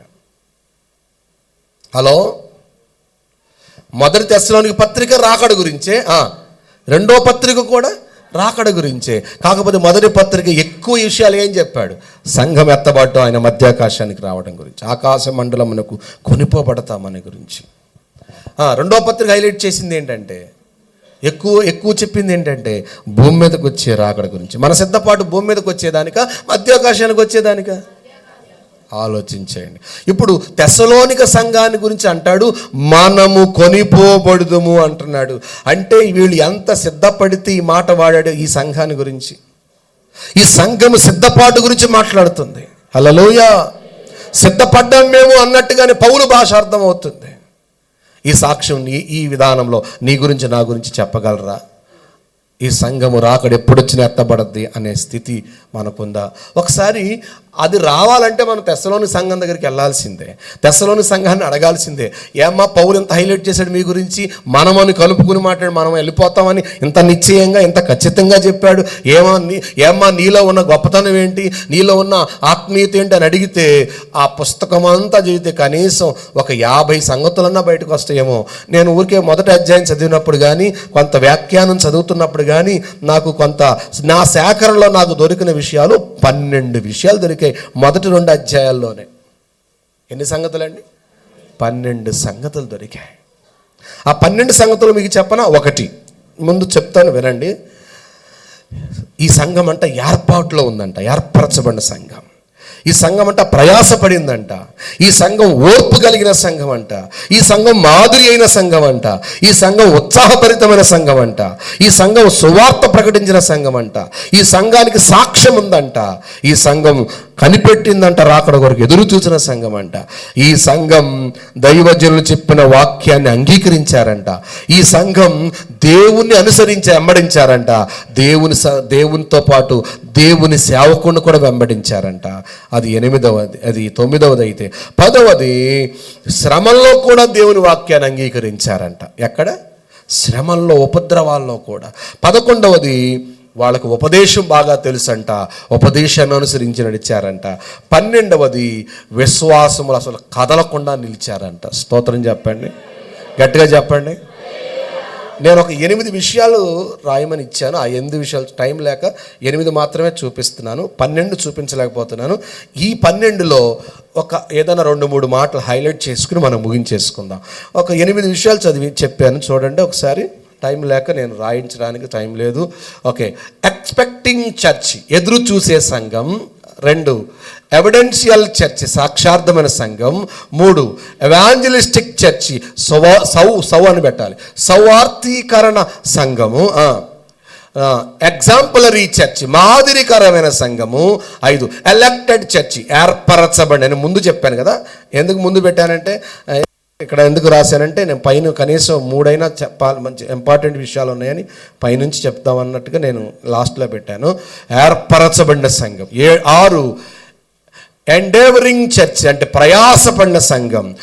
7, ఎండూరింగ్ చర్చి, ఓర్పును కలిగిన, లేకపోతే శ్రమలను ఓర్చిన సంఘం. శ్రమలలో ఓర్పు కలిగిన సంఘం. ఎంతూసియాస్టిక్ చర్చ్, అంటే ఉత్సాహభరితమైన సంఘము. ఇలాగ 8 విషయాలు నేను రాయించాను టైం లేక. ఇంకా మిగిలిన ఒక 4 సంగతులు ఉన్నాయి. ఆ 4 సంగతులు ఏంటి చెప్పాను? 4లో 1, దైవజనులు చెప్పే వాక్యాన్ని అంగీకరిస్తారంట వాళ్ళు. ఏంటంట? రాయబడని సంగతులు చెప్తాను, 2-3 మాటలు వినండి. 2:13 చదవండి ఒకసారి. 2:13 చదవండి. ఇదంతా దేనికోసం చెప్తున్నాను అది గుర్తుపెట్టు. ఇదంతా దేనికి చెప్తున్నాను? తెస్సలోని సంఘాన్ని గురించి. వాళ్ళు సిద్ధపడ్డారు. ఎప్పుడైనా వస్తాడు ఖాయమే, కాబట్టి మేము సిద్ధపాటు ఎలా ఉంటుంది అది చెప్తున్నా. ఎలా సిద్ధపడ్డారని చెప్పగలం? పౌలు చెప్తున్నాడు, మనమందరము ఎగిరి వెళ్ళిపోతాం, ఇది ఖాయం, ఇది ఖచ్చితం, ఇది కన్ఫర్మ్ అన్నాడు కదా. ఇలాంటి కన్ఫర్మేషన్, ఇలాంటి నిశ్చయత, ఇలాంటి ఖచ్చితత్వము ఎలా దొరికింది పౌలుకి? ఆ సంఘాన్ని గురించిన ఆ నమ్మకం పౌలుకి. సిద్ధపడ్డారని ఎలా తెలుస్తుంది? అక్కడ చెప్పబడిన మాటలను బట్టి. ఈరోజు కూడా మనం చదివితే వాళ్ళ సిద్ధపాటు ఎలా ఉందో ఆ మాటల్లో మనకు అర్థమవుతుంది. వాళ్ళ సిద్ధపాటు ఏంటి? ఈ పూట నీవు కూడా ఈ సంఘములో ఉన్న అనుభవాలు నీకుంటే నువ్వు సిద్ధపడినట్టే. స్తోత్రం చెప్పండి. రాయబడి, నేను ఇక్కడ ఇవ్వని సంగతులు చదివిస్తానని చెప్పాను కదా. 13 చదవండి. ఆ హేతువు చేతను మీరు దేవుని గూర్చిన వర్తమాన వాక్యము మా వలన అంగీకరించినప్పుడు మనుషుల వాక్యం అని ఎంచక. చూడండి, వాక్యం చెప్పేటప్పుడంట దైవజనులు వాక్యం చెప్పేటప్పుడంట ఏమి కాక మనుషుల వాక్యమని ఎంచక. వాక్యం చెప్పేటప్పుడు వాళ్ళు సొంత నిర్ణయాలతో చెప్పారండి, సొంత కొట్టుడండి, లేకపోతే మాకు గురువు చేసి మా కోసమే చెప్పారండి అని అనుకునేవాళ్ళు కాదంట. మనం పాడేటప్పుడు ఏం పాడతామండి? నాతో దీర్ఘం తీసుకుంటా, ప్రభువా.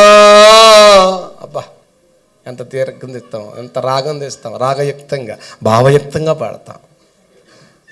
చక్క తాళంతో పాడతాం, తాళమేళాలతో పాడతాం. తర్వాత మాట్లాడినప్పుడు ఇది నా కోసం చెప్పాడు, నా గురించి ఎందుకు చెప్పాలా ఆయనకో అన్నట్టుగా మాట్లాడతారు. నీ గురించి చెప్తే ఏం చేయాలి? నాతో మాట్లాడమన్నావు కదా, అప్పుడేం చేయాలి? నీకోసం అయితే ఏడ్చి దుఃఖపడి ప్రభు దగ్గర కన్నీరు కార్చి, ప్రభువా నిజమే, ఇది నా కోసమే కదా, నా తప్పు నిజమే అని అనుకోవచ్చు కదా. కానీ వీళ్ళంట మనం అలా అనుకోం. కానీ తెస్సలోనిక సంఘం అనుకున్నారంట, దైవజనుడు వాక్యం చెప్తానంట మనుషుల వాక్యమని ఎంచక, మనుషుల వాక్యమని ఎంచక, ఆయన సొంత మాటలు కాదు ఇవి, ఏదో నోటితో వచ్చి చెప్పిని అనుకోరంట. ఇది దేవుడే మాట్లాడాడు అని, అది నిజముగా ఉన్నట్టు, అది నిజముగా దేవుని వాక్యమని దానిని అంగీకరించి తిరిగను. ఇప్పుడు చెప్పిన మాటలన్నీ దేవుని వాక్యమే అని వాళ్ళు ఎంచారంట. అది సిద్ధపాటు. ఈ పూట నేను చెప్తాను, రాకడికి సిద్ధపాటు ఏమై ఉండాలి? ఏమై ఉండాలి? ప్రతి ప్రసంగం దేవుని మాట, నా కోసమే మాట్లాడుతున్నాడు, ఇది దేవుని వాక్యం. ఒకవేళ అన్ని మాటలు నీ మాటలు కాకపోవచ్చు, కానీ ఒకటి మాత్రం గుర్తు, ఇది దేవుని వాక్యం అని గుర్తుపెట్టుకో. మనుషుల సొంత ఉద్దేశాలు కాదు, గుర్తుపెట్టుకోవాలి. స్తోత్రం చెప్పండి గట్టిగా. నాకున్న అలవాటు ఏంటంటే, లోక సంబంధమైన సంగతులు తీసుకొచ్చి ఎక్కువ నేను చెప్పను. నేను అలవాటు చేసుకోలేదు అలా. ఎక్కువ ఉదాహరణలు ఉదాహరణ కూడా ఏదైనా ఉంటే అది బైబిల్ నుంచే తెసి చెప్తాను మీకు ఉదాహరణ. ఎక్కువసార్లు చెప్పలేదు అంటలేదు, చెప్తాను కానీ ఎప్పుడైనా అవసరాన్ని బట్టి. అలాగ లోకంలోది తీసుకొచ్చి చూపించడం. రెండోది, నా టాలెంట్ను, నాకు తెలిసిన విషయాలను, నేను నేర్చుకున్న విషయాల్ని నవ్వించేవి, కవించే విషయాలు పొందుపరచను నేను వాక్యంలో సాధ్యమంత వరకు. అది నాకు అలవాటు లేదు, చేయగలను కూడా. మిమ్మల్ని మెప్పించే ప్రసంగాలు, మిమ్మల్ని మెప్పించి ఆ సూపర్ అనే ప్రసంగాలు చేయగలను. ఆ ప్రసంగాలను వదిలేసి వచ్చాను నేను. దేవుని స్తోత్రం చెప్పండి. ఆ ప్రసంగాలను వదిలేసానండి నేను. అది కాదు, మనం రాకడ సిద్ధపరిచేవి కాదు. ఆశీర్వాదం, మీరు ఇలా చేస్తే మీరు బ్లెస్ అవుతారు, దీవించబడతారు, మీరు గొప్ప అవుతారు మీరు అని మెప్పించే ప్రసంగాలు, మీరు ఆహా భలే ఉందని హ్యాపీనెస్గా ఉండే, ఆ సంతోషించే సూపర్ అనేటువంటి ప్రసంగాలు కావు ఇవి.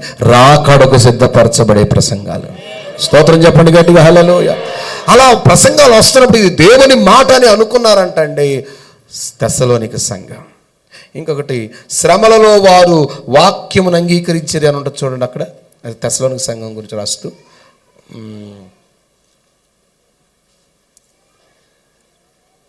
ఈ శ్రమల వలన ఎవడును కదిలి,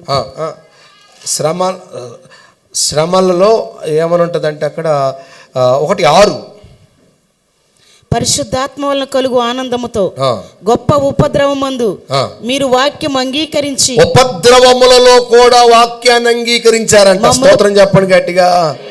ఏమని అంగీకరించారంట? ఉపద్రవాలలో కూడా వాక్యాన్ని ఉపద్రవం అంటే ఏంటండి? ఏమంటే ఉపద్రవం అంటే ఏంటండి? ఏమండి? అఫ్లిక్షన్స్ అన్నాడు ఇంగ్లీష్లో.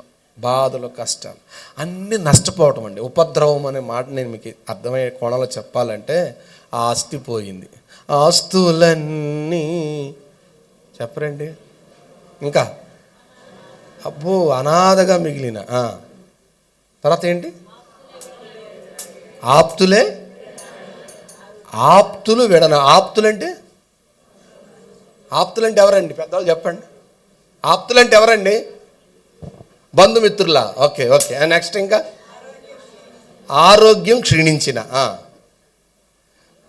పొరపాటున హాస్పిటల్లో 6 రోజులు ఉంటే, ఆ రోజు పాస్టర్ గారికి కుదరక మీ దగ్గర రాకపోతే, నెక్స్ట్ వారు ఇంటికి వచ్చి డిశ్చార్జ్ అయిన తర్వాత ఆ చర్చికి పోయేదేంటి? నాకు పాస్టర్ గారు లేదు, సంఘంలో కనపడలేదు, అసలు మా కష్టంలోనే కనపడలేదంటే చర్చి మానేసే వాళ్ళు ఎంతమంది లేరు చెప్పండి. ఇన్ని సంవత్సరాలు గడిచినా మీ జీవితంలో ఇంకా ఎదుగు బొదుగు లేదని అనుకోవాలన్నమాట. అలా అనుకునే వాళ్ళని చూసి ఏ కారణం ఒక రోజున సిస్టర్ గారు, పేరు చెప్పనులే కానీ సందర్భం అవసరమైంది కాబట్టి చెప్తున్నా. సిస్టర్ గారు ఫోన్ చేసింది, వాళ్ళ అబ్బాయి సరిగ్గా చర్చికి రాడు. ఫోన్ చేసింది, ఫోన్ ఎత్తలేదు. నేను ఎందుకు ఎత్తలేదని డ్రైవింగ్లోనే ఎక్కడో ఏదో పని మీద ఉన్నట్టునే ఎత్తలేదు. మళ్ళా చేసింది, ఎత్తలేదు. ఆ రోజు రాత్రి అయిపోయింది, తెల్లారిపోయింది. మీటింగ్ వాక్యం చెప్పడానికి వెళ్ళిపోయాను. వాక్యం అయిపోయింది, రాత్రి మీటింగ్ చూసుకుని తెల్లారి వచ్చాను. తెల్లారో రోజు ఫోన్ చేశారు. ఫోన్ చేస్తే అంటున్న మాట ఏంటి తెలుసా? అయ్యగారండి మీరు ఫోన్ ఎత్తపోసరికి మా అబ్బాయి అంటున్నాడామా, మీకు అయ్యగారు ఫోన్ ఎత్తలేదు, మనం చర్చి మానేద్దాం అన్నాడంట. అరే ఎందుకు ఫోన్ ఎత్తలేదు? కారణం ఏంటో తెలియదు కదా వాళ్ళకి. అంటే చిన్న సమస్యకి అప్పుడేదో జ్వరం వచ్చింది ప్రార్థన చేయించుకోవడానికి అనమాట. జ్వరం వచ్చింది ప్రార్థన చేయించుకోవడానికి. చిన్న జ్వరం దగ్గర బయటపడ్డావు, ఏదో సొరకాయ మొక్క దగ్గర బయటపడినట్టుగా, సాంబార్ దగ్గర బయటపడినట్టుగా, దూకే మొక్క దోకనొకని వెనక్కి లాక్కున్నందుకు వీటి దగ్గర బయటపడితే హలో శ్రమలలో ఉపద్రవాలు అంటే ఆస్తి కోల్పోయారు, ఆరోగ్యం కోల్పోయారు. ఉపద్రవం అంటే ఇదేనండి, ఆస్తిని కోల్పోవటం, ఆరోగ్యాన్ని కోల్పోవడం. మన భాషలో ఆస్తి నష్టం, ప్రాణ నష్టం. ప్రాణం కోల్పోయారు అంటే ఎవరో చనిపోయారు మన ఇంట్లో. మన ఇంట్లో ఎవరో చనిపోతారు, ఎవరో ముసలో మొక్క ఎవరో చనిపోతారు. ప్రాణ నష్టం ఎవరికైనా జరుగుతుంది, ఎవరింట్లో అయినా మరణం ఉంటుంది. మరణం లేని ఇల్లు ప్రపంచంలో ఎక్కడ? ఏదో ఎవరో ఒకళ్ళు మన ఇంట్లో ఎవరో మన తాత ముత్తాత చనిపోయి ఉంటారు. బాధలో కష్టాల్లో ఉంటే మరణం, మా ఇంటికి ఈ మరణం ఎందుకు రావాలి, మా ఇంటికి ఎందుకు తెగ బాధపడుతున్న దేవుడిని కూడా తిట్టుకుంటున్నాడంట. దేవుడు దర్శనం ఇచ్చాడంట. మరణం లేని ఎవరి ఇల్లు అయితే ఉందో ఆ ఇంటికి వెళ్ళి చెంబు నీళ్లు తీసుకురమ్మన్నాడంట. అప్పుడు నీకు ఒక సమాధానం చెప్తా అన్నాడంట. మరి ఇంటింటికి వెళ్తున్నాడు, చెంబు నీళ్ళు ఇస్తాడు. ఇవ్వండి మీ ఇంట్లో నీళ్ళు ఇచ్చేముంది ఒక మాట, మీ ఇంట్లో ఎవరింట్లో మరణం జరిగిందంటే వాళ్ళు ఆలోచిస్తున్నారంట, మా ఇంట్లో పలానని చనిపోయాడు. ఇంకో ఇంటికి వెళ్ళాడు, మా ఇంట్లో పలానని చనిపోయాడు. ఇంకో ఇంటికి వెళ్ళాడంట. ఇలాగ అన్నీ ఎలాగ వెళ్తున్నాడంట. వాళ్ళ ఇంట్లో ఎవరో ఒకరి పేరు చెప్తున్నారంట, తాతగారి పేరో తాతగారి పేరు చెప్తున్నారంట. ఎవరో చనిపోయి ఉంటారు కదా, చావని వాళ్ళు ఎవరు లేరు కదా. ఖాళీ చెంబుతో వచ్చాడంట. దేవుడు మాట్లాడుతుందంట, కాబట్టి ప్రతి ఇంట్లో ఇది సహజమే, నేను నీతో ఉన్నాను, నీకు తోడై ఉన్నాను, ధైర్యంగా ఉన్నాను బుద్ధి చెప్పాడంట దేవుడు. అంటే మరణం లేని ఇల్లు ఏది ఉండదు. కాబట్టి మరణం జరగవచ్చు, ప్రాణ నష్టం. చెప్పండి, ప్రాణ నష్టం. ప్రాణ నష్టం అని ఎప్పుడు అనుకుంటాం? నష్టం అనేది ఎప్పుడు అనుకుంటామంటే అకాల మరణం జరిగిందనుకో, వయసులో ఉన్న చనిపోయారనుకో, భార్యని చనిపోయిందనుకో, భర్తే చనిపోయారనుకో, పిల్లలే చనిపోయారనుకో, ఇలాంటి పరిస్థితులు అకాలం ఎప్పుడు చనిపోవాల్సిన కాదు, వృద్ధాప్యం రాలేదు కదా అన్నది కూడా ఒక నష్టమే కదా. ప్రాణ నష్టం, ఆస్తి నష్టం, పరువు నష్టం. కొన్నిసార్లు అన్నీ ఉంటాయి, పరువు పోద్ది, మన పరువు తీసి పడేస్తారు అందరూ. పరువు నష్టం, పరువు కోల్పోయావు, ఆస్తిని కోల్పోయావు, అంటే తలదించుకునే పరిస్థితి వచ్చింది. అప్పుడు ఏం చేయాలి? అప్పుడు ఎలాగ అంటావా? పాట అయినా అబద్ధాలు పాడుతున్నట్టు అనిపిస్తుంది నాకైతే. నీ మాట చాలయ్యా, నీ చూపు చాలయ్యా. పాట రాసిన ఆయన అద్భుతంగా రాశాడు, కానీ మీరు అనుభవించి పాడితే బాగుండు అనమాట ఈ పాట. అల్లెలే చెప్పండి. ఈ పాట పాడాలంటే భయం రావాలి, దమ్ము ఉండాలి, దమ్ము ఉండాలి, ఈ దమ్ము ఉండాలి, ధైర్యం ఉండాలి. ఎందుకని? ఆలోచించి పాడండి, మీరు ధైర్యంగా పాడగలరు. అసలు ఆస్తులన్నీ పోయినా, అనాథగా మిగిలినా,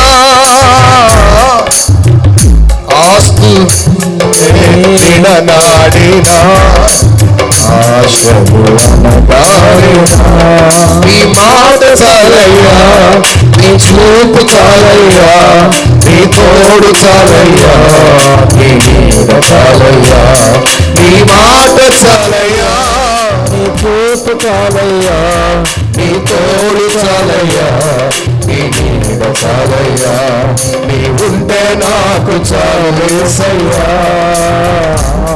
నీవంటే నేను ఉంటానేసయ్యా, నీ ఉంటే నాకు చాలేసయ్యా, నీవంటే నేను ఉంటానేసయ్యా.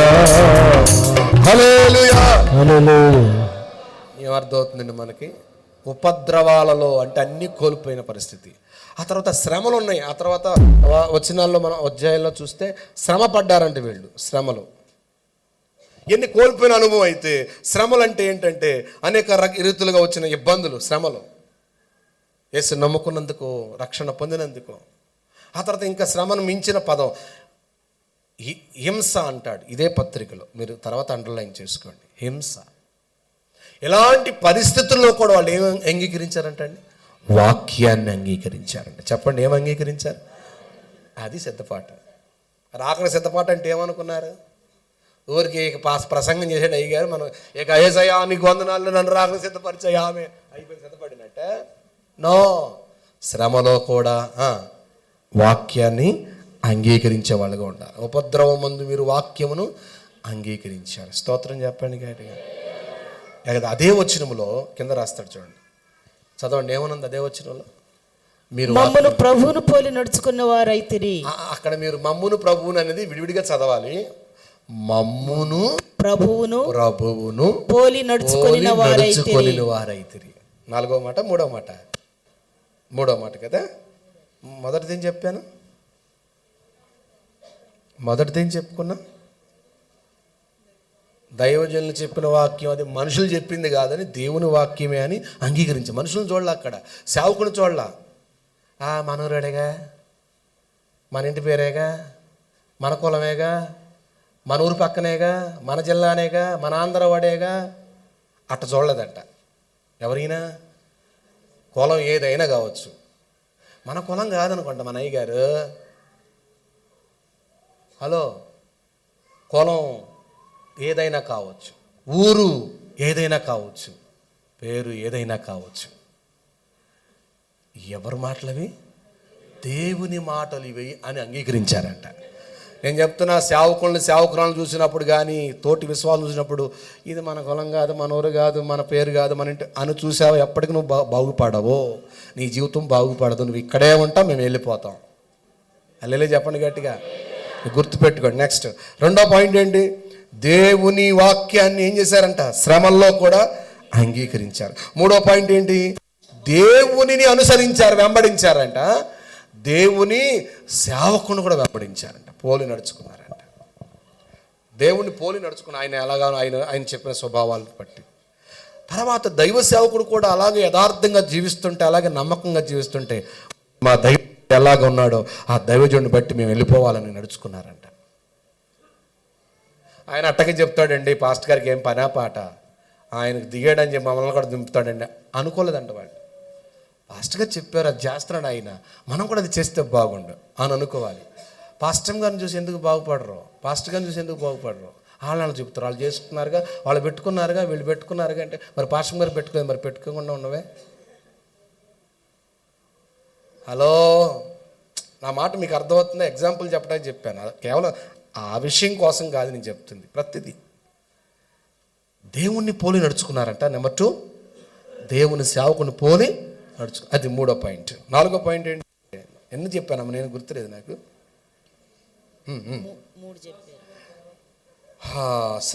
శ్రమల్లో దేవుని వాక్యం అంగీకరించారు, దేవుని అనుసరించారు, దేవుని సేవకులను అనుసరించారు. అది 3 మాటలు. 4వ పాయింట్ చెప్తా వినండి. 4వ పాయింట్ ఏంటంటే మొదటి అధ్యాయంలోనే మనకు కనపడుతుంది.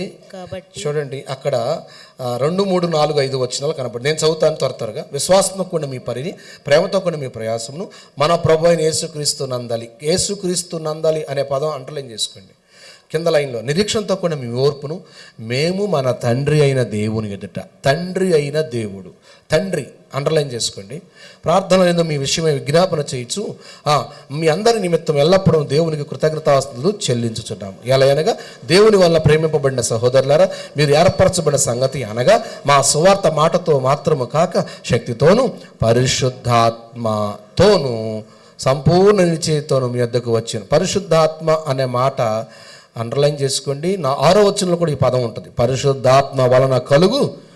పరిశుద్ధాత్మ వలన ఇక్కడ 3 పదాలు హైలైట్ చేయబడుతున్నాయి. ఒకటి తండ్రి, కుమారుడు, పరిశుద్ధ. నేను అంటాను, ఇలా చెప్తాను మీకు అర్థం అవటానికి. తండ్రి, కుమార, పరిశుద్ధాత్మ అనే పదం చెప్పగానే కొంత కన్ఫ్యూజ్ అవుతారు, గలిబిలి చెందుతారు. కానీ తెస్సలోని సంఘానితో మాట్లాడితే వాళ్ళు ఎప్పుడు గలిబిలి చెందలేదంట. ఎందుకు తెలుసా? వాళ్ళకి డాక్ట్రిన్, వాళ్ళకి ఉపదేశం తెలుసంట. స్తోత్రం చెప్పండి గట్టిగా. వాళ్ళు ఉపదేశములో గొప్ప స్థితిలో ఉన్నారంట. మన భాషలో చెప్పాలంటే ఉపదేశములో బాగా నింపబడి ఉన్నారంట. ఉపదేశం, డాక్ట్రినల్ మెసేజ్లు, బోధ, ఉపదేశం, తత్వాన్ని గూర్చిన ఉపదేశం. ఏ టీచింగ్ తెలుసు వాళ్ళకి? త్రిత్వం, తండ్రి, కుమార, పరిశుద్ధాత్మల గురించి అద్భుతమైన టీచింగ్ వాళ్ళకి తెలుసు. అంటే ఉపదేశాలలో బాగా ఎదిగారు. దేవునికి స్తోత్రం చెప్పండి. నేను ఒక మాట చెప్తాను, మన సంఘంలో కూడా ఎప్పుడు ఉపదేశకులనే పిలుస్తాం. ఉపదేశం చెప్పేవాళ్ళు, ఆశీర్వాద ప్రసంగాలు చెప్పేవాళ్ళకంటే ఉపదేశం మాట్లాడే వాళ్ళని పిలుస్తాం. ఉపదేశాన్ని ప్రకటిస్తున్నాం. నేను చెప్పేది కూడా ఉపదేశమే. స్తోత్రం చెప్పండి గట్టిగా. నా మెసేజ్లన్నీ డాక్టర్నల్ మెసేజ్లో ఉంటాయి చూడండి. ఆశీర్వాదము, వాగ్దానం, స్వస్థత, మేలు వీటికంటే ఎక్కువగా రాకడికి సిద్ధపరిచేది, నిన్ను నువ్వు సిద్ధపరచుకునేది, వీటి గురించే మాట్లాడుతున్నావంటే అది డాక్టర్నల్ మెసేజ్, అది ఉపదేశ సంబంధించినటువంటి విషయాలు. ఉపదేశ క్రమాన్ని బోధిస్తాం, ఉపదేశాన్ని బోధిస్తాం. ఉపదేశం, టీచింగ్, బోధ. వీళ్ళకి ఆ ఉపదేశం తెలుసంట. తండ్రిని గురించి మాట్లాడితే అద్భుతంగా అర్థం చేసుకుంటారు, కుమారుడు గురించి మాట్లాడితే అర్థం చేసుకుంటారు, పరిశుద్ధాత్మ గురించి మాట్లాడితే అర్థం చేసుకుంటారు. మరి మనం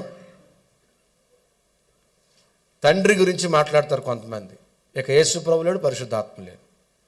ఓకే, యేసు ప్రభు లేడు, పరిశుద్ధాత్మ లేడు. యెహోవా సాక్షులని ఒక గుంపు ఉందండి. ఏ గుంపు? యెహోవా సాక్షి.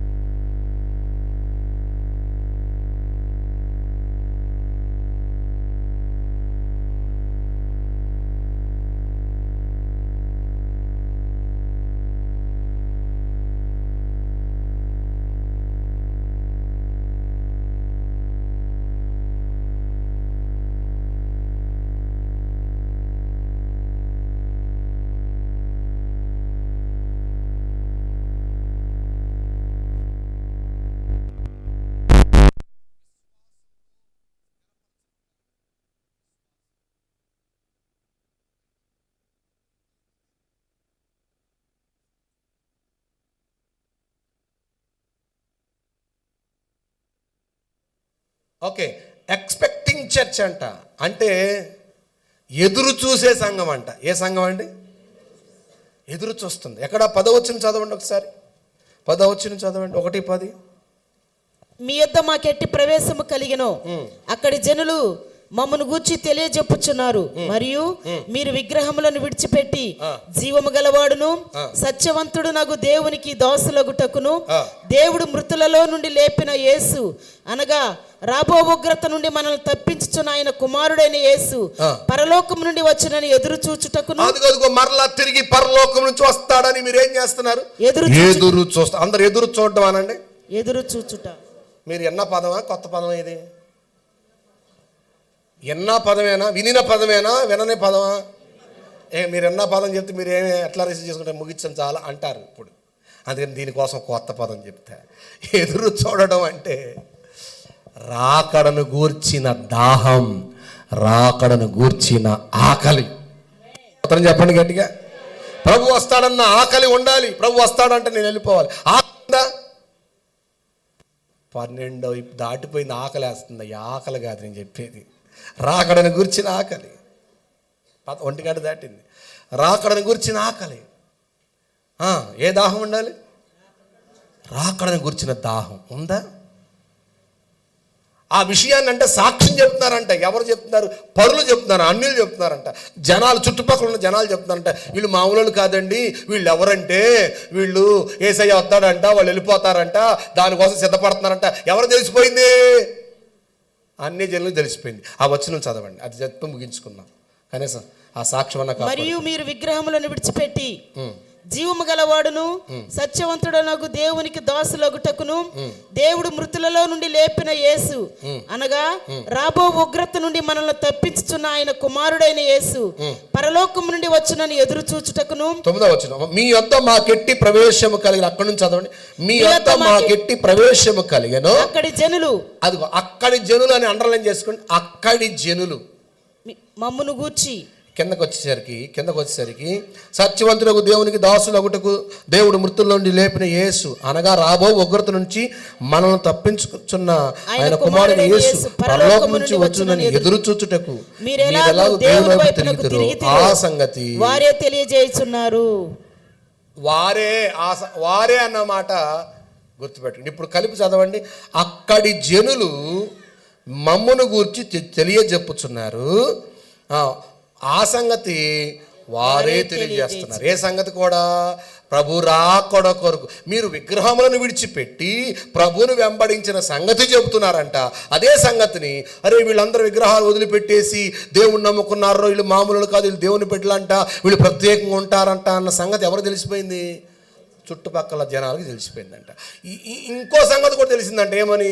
వీళ్ళు ఎప్పుడు చూసినా చెవులు నిక్కబొడిసి కళ్ళు అట్లా గుడ్లు అప్పగించుకు చూస్తున్నారా ఏంట్రా అంటే, వాళ్ళ దేవుడు వస్తాడంట, రాకడ వచ్చుద్దంట, వాళ్ళని ఆయన తీసుకెళ్ళిపోతాడంట, శ్రమలు చూడకుండా కష్టాలు చూడకుండా అని ఎదురు చూస్తున్న బ్యాచ్ ఇదంతా, ఈ సంఘము అని ఎవరు చెప్పుకుంటున్నారంట? ఆ సంగతి వాళ్ళే చెప్పుకుంటున్నారంట. వాళ్ళంటే అక్కడి జనులు. అంటే దీని గురించి ఏమర్థం అవుతుందంటే, రాకడ గురించిన వాంఛ దాహము నీకుందని. మొదటిదేమో ఎదురు చూచుట అంటే దాహము, ఆకలి, అంతే కదా. రెండోది సాక్ష్యం ఏంటంటే అన్య జనులు, లోకంలో జనులు సాక్ష్యం ఇస్తారంట. వీళ్ళు సామాన్యులు కాదు బాబు, వీళ్ళ దేవుడి గురించిన ఆకలి, రాకడని గురించిన దాహం వీళ్ళకి ఉంది. ఇదే రాకడ వస్తుందంట, వీళ్ళు వెళ్ళిపోతారంట, అది వీళ్ళ సంగతి, వీళ్ళు మామూలు కాదన్న సంగతి వాళ్ళు చెప్పుకుంటున్నారంట చుట్టుపక్కల. అటువంటి సాక్ష్యం నీకు నాకు ఉండడమే సిద్ధపాటు. హల్లెలూయా. ఇలా అన్నీ చెప్పాలంటే మీకు సాయంత్రం అయిపోద్ది, కళ్ళు తిరిగిపోద్ది. నేను తేలని మీకు ట్యాబ్లెట్లు, బీపీ ట్యాబ్లెట్, షుగర్ ట్యాబ్లెట్ నేను తేలని, కానీ తలలో వంచండి, మోకరించండి. ప్రైజ్ హల్లెలూయా. అందరు తలలో వంచండి. నీ సిద్ధపాటు ఎలా ఉంది? ఇక్కడ రాయబడిన మాదిరికరమైన జీవితం అంట, సువార్త ప్రకటించే జీవితం అంట. అనేకులకు వారు సువార్తను మ్రోగించారంట, సువార్త ప్రకటించారంట అండి. అనేకులకు మాదిరిగా ఉన్నారంట, ఇతరులకు మాదిరిగా ఉన్నారంట. అందరూ చేతులెత్తి ప్రభువా ఈ మాదిరికరమైన సంఘములాగా, ప్రయాసపడిన సంఘములాగా, ఓర్పు కలిగిన సంఘములాగా, విశ్వాసం కలిగిన సంఘములాగా, శ్రమలలో వాక్యాన్ని అంగీకరించిన సంఘములాగా, ఇదిగో ఏర్పరచబడిన సంఘములాగా, తెస్సలోనికలో ఉన్న సంఘములాగా అయ్యా అయ్యా అయ్యా అయ్యా మమ్మలను సిద్ధపరచయ్యా, మమ్మలను సిద్ధపరచయ్యా, మమ్మలను సిద్ధపరచయ్యా, మమ్మలను సిద్ధపరచయ్యా, మమ్మలను సిద్ధపరచయ్యా, మమ్మలను సిద్ధపరచయ్యా. అయ్యా ఈ తెస్సలోనిక సంఘాన్ని సిద్ధపరిచినట్టుగా మాకును సిద్ధపాటు దయచే ప్రభా. ఎక్కడ సిద్ధపడలేదు, ఏ విషయంలో సిద్ధపడలేదో ఇక్కడ 12 సంగతులు ఇక్కడ మేము చూసాం. తెస్సలోనిక సంఘములో 12 సంగతులు మేము చూసామయ్యా. ప్రయాసపడిన సంఘము, ఓర్పు కలిగిన సంఘము, ఇదిగో ఉత్సాహభరితమైన సంఘము. ఇటువంటి గొప్ప సంఘములాగా మా సంఘము ఉండునుగాక, నేను ఉందునుగాక, నన్ను సిద్ధపరచుదువుగాక. హల్లెలూయా హల్లెలూయా హల్లెలూయా హల్లెలూయా హల్లెలూయా హల్లెలూయా హల్లెలూయా హల్లెలూయా. అయ్యా నన్ను సిద్ధపరచు, నన్ను సిద్ధపరచు, నన్ను సిద్ధపరచు, నన్ను సిద్ధపరచు, నన్ను సిద్ధపరచు, నన్ను సిద్ధపరచు. అయ్యా నన్ను సిద్ధపరచు, నన్ను సిద్ధపరచు నాయన. అయ్యా సిద్ధపరచు, సిద్ధపరచు నాయన.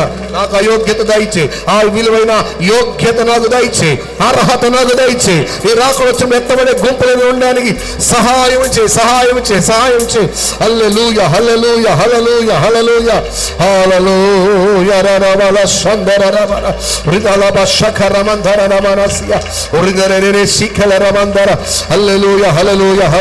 హల్లెలూయా. ప్రభువాని సన్నిధిలో పరవశుడనయ్యుదును, ప్రభువాని సన్నిధిలో పరవశుడనయ్యుదును. నీరాకకై ఆశతో, అయ్యా నీరాకకై ఆశతో కనిపెట్టుకొందునయ్యా, కనిపెట్టుకొందునయ్యా యజమానుడా. యేసునా రాజువా, యజమానుడా. యేసునా రాజువా, ఆశలలో ఆలోచనలో నీ చిత్తమే యేసయ్యా. ఆశలలో ఆలోచనలో నీ చిత్తమే యేసయ్యా. యజమానుడా యజమానుడా, యేసునా రాజువా, యేసునా రాజువా. నే బ్రతుకు కాలమెల్లా నీ సేవకే చేతును, నే బ్రతుకు కాలమెల్లా నీ సేవకే చేతును. పిలిచావు నీ సేవకై, అయ్యా పిలిచావు నీ సేవకై. నేనెంతో వరకునయ్యా, నేనెంతో విడకునయ్యా. యజమానుడా యేసునా రాజువా, యజమానుడా. ఆమేన్ ఆమేన్. యేసునా రాజువా, ఆశలలో ఆలోచనలో నీ చిత్తమే యేసయ్యా. ఆశలలో ఆలోచనలో నీ చిత్తమే యేసయ్యా. యజమానుడా యజమానుడా, యేసునా రాజువా, యేసునా రాజువా, యేసునా రాజువా, యేసునా రాజువా, యేసునా రాజువా. హల్లెలూయా హల్లెలూయా.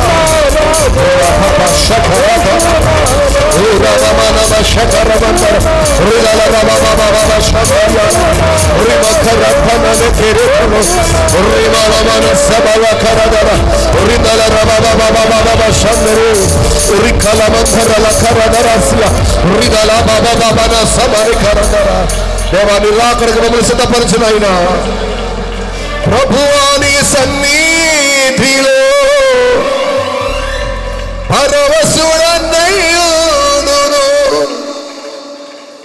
ప్రభువాని సన్నిధిలో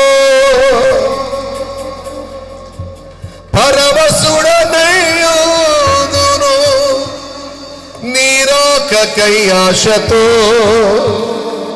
అయ్య నీరాకకై ఆశతో కనిపెట్టుకుందోనయ్యా, కనిపెట్టుకుందోనయ్యా. యజమానుడా యేసునా రాజువా, ఆశలలో ఆలోచనలో నీ చిత్తమేసయ్యా. ఈ మధ్యాహ్నపు వేళ ప్రభువా మాతో మాట్లాడినందుకు స్తోత్రం.